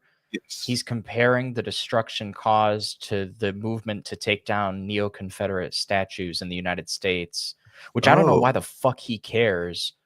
Like, Weird. bro, you're not here. But like, whatever. It's just I'd never heard one of a those little things. before. He made a looked it very up. forced Black Lives Matter thing. That's what it was. Yeah. If you don't know what a little platoon is, it is an interesting concept to learn about, and it is essentially at the root of conservative thought. I assumed it meant he had a tiny penis, and he referred to it as his little platoon. But you're right. That is exactly what it is. This is the conservatism philosophy angle. I think this is why you guys keep me around, right? Because I remember talking to you guys about the Burke reference and how like the idea of the little platoons of society is like they're supposed to be like the centers for moral guidance in people's lives. And that's how you like acculturate a society of people to conservative values. So like the little platoons, like churches, basically, small scale organizations. Community is good, but you it's can about orient people's values. Isn't it like a specifically structured hierarchy of community? Isn't that what it means? Well, they're supposed to be institutions that are conservative. Yeah. Okay. You sure that his little platoon is his moral compass? His tiny little platoon. Does the algorithm reward positive reviewers like everything great about? I'm not sure what the second part of that question means. The channel that is the opposite of Cinema Sins, I think. Cinema wins. Cinema wins, yeah. I mean, yeah, we're not saying that being negative is the only way to be successful on YouTube. It's just the easiest way. It doesn't reward positive reviews as much. If you search for any film or TV show on YouTube, it'll be there, but it'll be swamped by negative content. In general, it does not reward. The conventional wisdom is that content. It's what? Yeah. The conventional wisdom is that the thing it actually rewards is certain types of titles. So like a 5-word title that uses a lot of what do they call them? Like words that are very hyperbolic. There's a word for this in SEO practices that I'm missing right now. Can't remember it. But that's why you see so many videos that are like Fortnite is an overrated disaster or whatever, or it's they do this fence sitter thing where it's like it's an overrated masterpiece or whatever. Like masterpiece and overrated, those are like key terms that evoke strong emotions. It's like this. It's so let's look at Facebook as an example, as a kind of separate thing. So when they instituted the because it used to just be likes or dislikes on Facebook posts, right? Then it became they added the little emoticon reactions or whatever, where it's like you have smile, laugh, angry, whatever it is, cry. So essentially, the content that is rewarded the most by the algorithm is content that causes you to engage with it. It's not even necessarily that's what you see; it's that you engage. As in, engagement means because I didn't really fully understand this until I started making YouTube videos. To be honest, that you interact with it, because what it all wants you to do is look at advertisements. So if you're on the platform, it wants you to stay on the platform, and it wants you to continue looking at the advertisements that companies pay them to put on the platform. So if you're scrolling through Facebook, for example, you're going to see a bunch of ads. And what keeps people they don't just want you to see it, though. They want you to click on the ads. They want you to be engaged with what's being said. And the way to get the human brain engaged, the easiest way to do that is to trigger an outrage response, a sensationalist kind of like a moral righteous kind of feeling, like somebody gets offended or they're angry or oh, I can't believe this. That's way more likely to get somebody who's not being mindful of what's happening to engage with that post than just even a positive thing like, hey, this is great. Here's some good news. Oh, that is good news. That you're less likely to hit like or smiley face or anything in general. And so, yeah. If that makes sense. tired and hungry, so I don't know if I said that very well, but Yeah, no, I think that's perfect. I mean, examples of this is like, how I can't believe they did this, question mark, or how did they get away with this, question mark, things like that make you click on it, because you'll notice the ad always plays first before the video. And when you watch the video and it's bullshit, you click off it, but you've already seen the ad. So a good YouTube's example got of a- like, you know, how my personal experience is that, you know, I started my channel to do the content essentially that I still do, but there was a period in 2022 where I said, you know what, I don't want to do this shit anymore because it was not doing me well. I had a bad perspective on it at the time. But so I stopped talking about Chuds completely. I stopped talking about all the shit they say for about 3 months or so. I did a couple of videos that I'm still pretty proud of, like R-rated toys and cartoons based on R-rated properties and stuff. Those are fun videos to do. But they struggled to see any kind of, you know, views or anything, even though I put way more work into those and they were really fun. And I think honestly, they probably have more value nowadays than the Chud content that I was doing back then. But it just didn't do as well. And it becomes frustrating. And it's easy to see how grifters become grifters, because if you have, you know, you don't have strong principles, or you don't really give a shit about anything except I just need to make money. And then you identify that the algorithm is rewarding you for saying these negative things about these particular people or whatever, or this type of ideology or politics, whatever it is, you're going to, you know, you're far more likely to just do that and continue doing that and to double down on it and triple down on it. And then the more cynical ones will put out several videos a day in some cases about the same fucking topic, just worded differently, but it's all, you know, outrageous and, you know, conflict driven and, you know, yeah. Just look at any channel's videos and just like go through their video archive and just kind of take note of what kind of video it is, right? Anyway. Yeah, and I think like your R-rated cartoons video, it's a great video, but I bet you would have got further if you'd been a little more dishonest and said, I can't believe they got away with this. If that was just the title, I can't believe they did something like that, something literally completely sort of sensationalist. You probably And if would I have got thought more about it, I would have, but like I have to like over 5 years, I'm now kind of can have trained myself to think of a way to phrase my videos in a way that, you know, kind of appeals to that, but it still doesn't come naturally to me the way these fucking grifters do. No, and unfortunately, I'm the same. I'm far too honest. My videos are literally just the show I'm reviewing and the episode name, which only appeals to people looking for that specific thing. That's fucking integrity, to be honest. Like the fact that you are just still dedicated to, I'm going to review what I want to review. I'm going to be sincere and honest about it. You know, I sometimes feel a twinge of guilt that I have to kind of be sensationalist, but at the same time, I'm weaponizing the shit that they use and trying to use it back at them, and I'm okay with it. So I sleep all right. And that's not why I run my channel. I run my channel for me. I do things for me, and so there's no pressure there. But there's also less gains, and that's fine. Well, I stop just wanna talking about you. engage. Hippoclipped has dropped a couple of videos in the last few days, and we're gonna watch those. Oh, the mysterious Hippoclipped? Man, they're Mysterious awesome. Clip is bestowed upon us. Oh, some I've stuff. actually got to head out at this All right, juncture. yeah, me too. Actually, yeah, I got to go eat dinner before I stream We're tonight. gonna I watch these figure- on the way out the door then. So I figure we're wrapping up pretty soon. I have Yep. a little Yeah, pitch you at the can end, but play let's them do on the way Hippoclipped out. and then. sounds good. Oh. Well, here's. Oh, sorry. Do you want to say anything, Chariot? Promote your channel or anything? Oh yeah, Anybody? new videos. This Friday is probably when I'll have it done. So yeah, this Friday, next Friday, and the Friday after that, I've got a 3-part Star Wars series where I criticize the Star Wars sequels, a thing nobody's ever done before. So right, what should be good. But this and was then fun. Thanks, guys.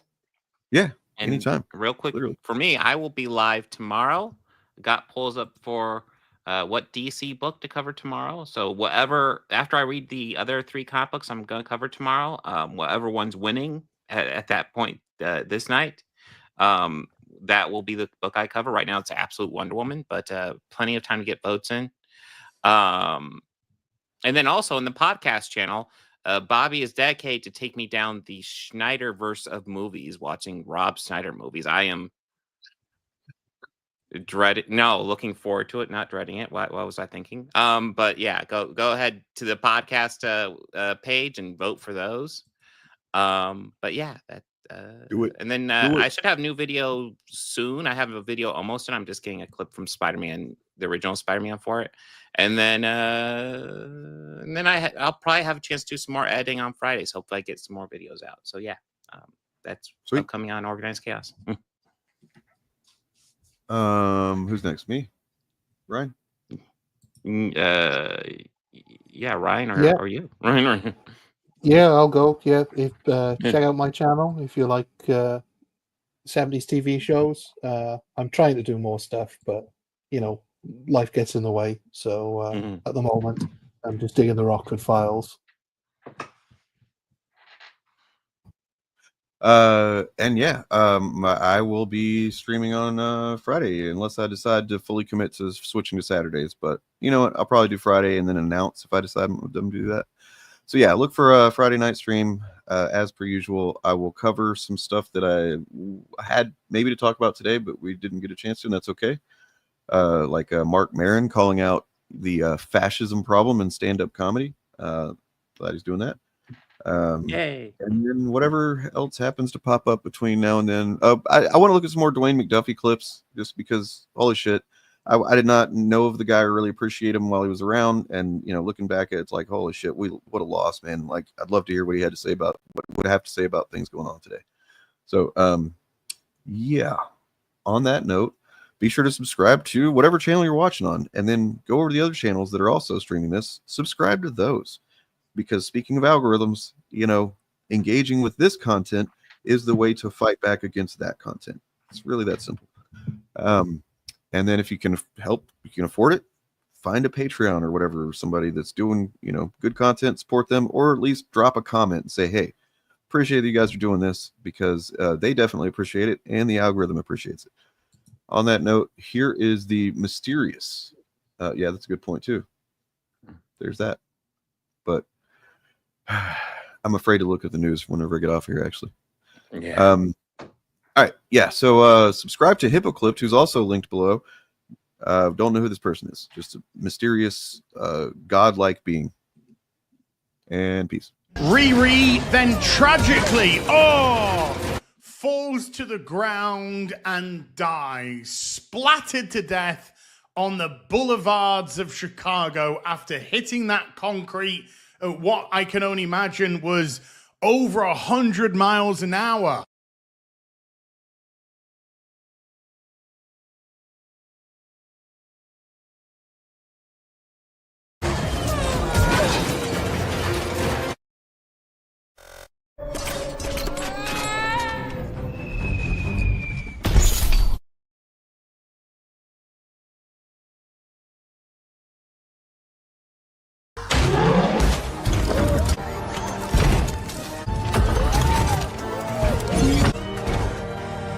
Okay, I'll get you out of here.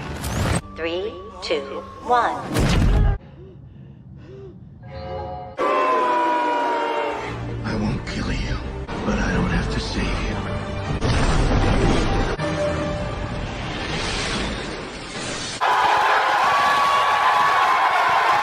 All right, you are a self-described democratic socialist. Do you think that billionaires have a right to exist? I don't think that we should have billionaires because, frankly, it is so much money in a moment of such inequality. And ultimately, what we need more of is equality across our city and across our state and across our country. And I look forward to work with everyone, including billionaires, to make a city that is fairer for all of them. Well, let me ask you about what Donald Trump, the president of the United States, has had to say. He's had a lot to say about your campaign. He called you a communist. Because he's the president, I want to give you a chance to respond directly to him. How do you respond? Are you a communist? No, I am not. And I have already had to start to get used to the fact that the president will talk about how I look, how I sound, where I'm from, who I am, ultimately because he wants to distract from what I'm fighting for. And I'm fighting for the very working people that he ran a campaign to empower that he has since then betrayed. And when we talk about my politics, I call myself a democratic socialist in many ways inspired by the words of Dr. King from decades ago, who said, call it democracy or call it democratic socialism, there has to be a better distribution of wealth for all of God's children in this country. And as income inequality has declined nationwide, it has increased in New York City. And ultimately, what we need is a city where every single person can thrive. We thank you for watching, and remember, stay updated.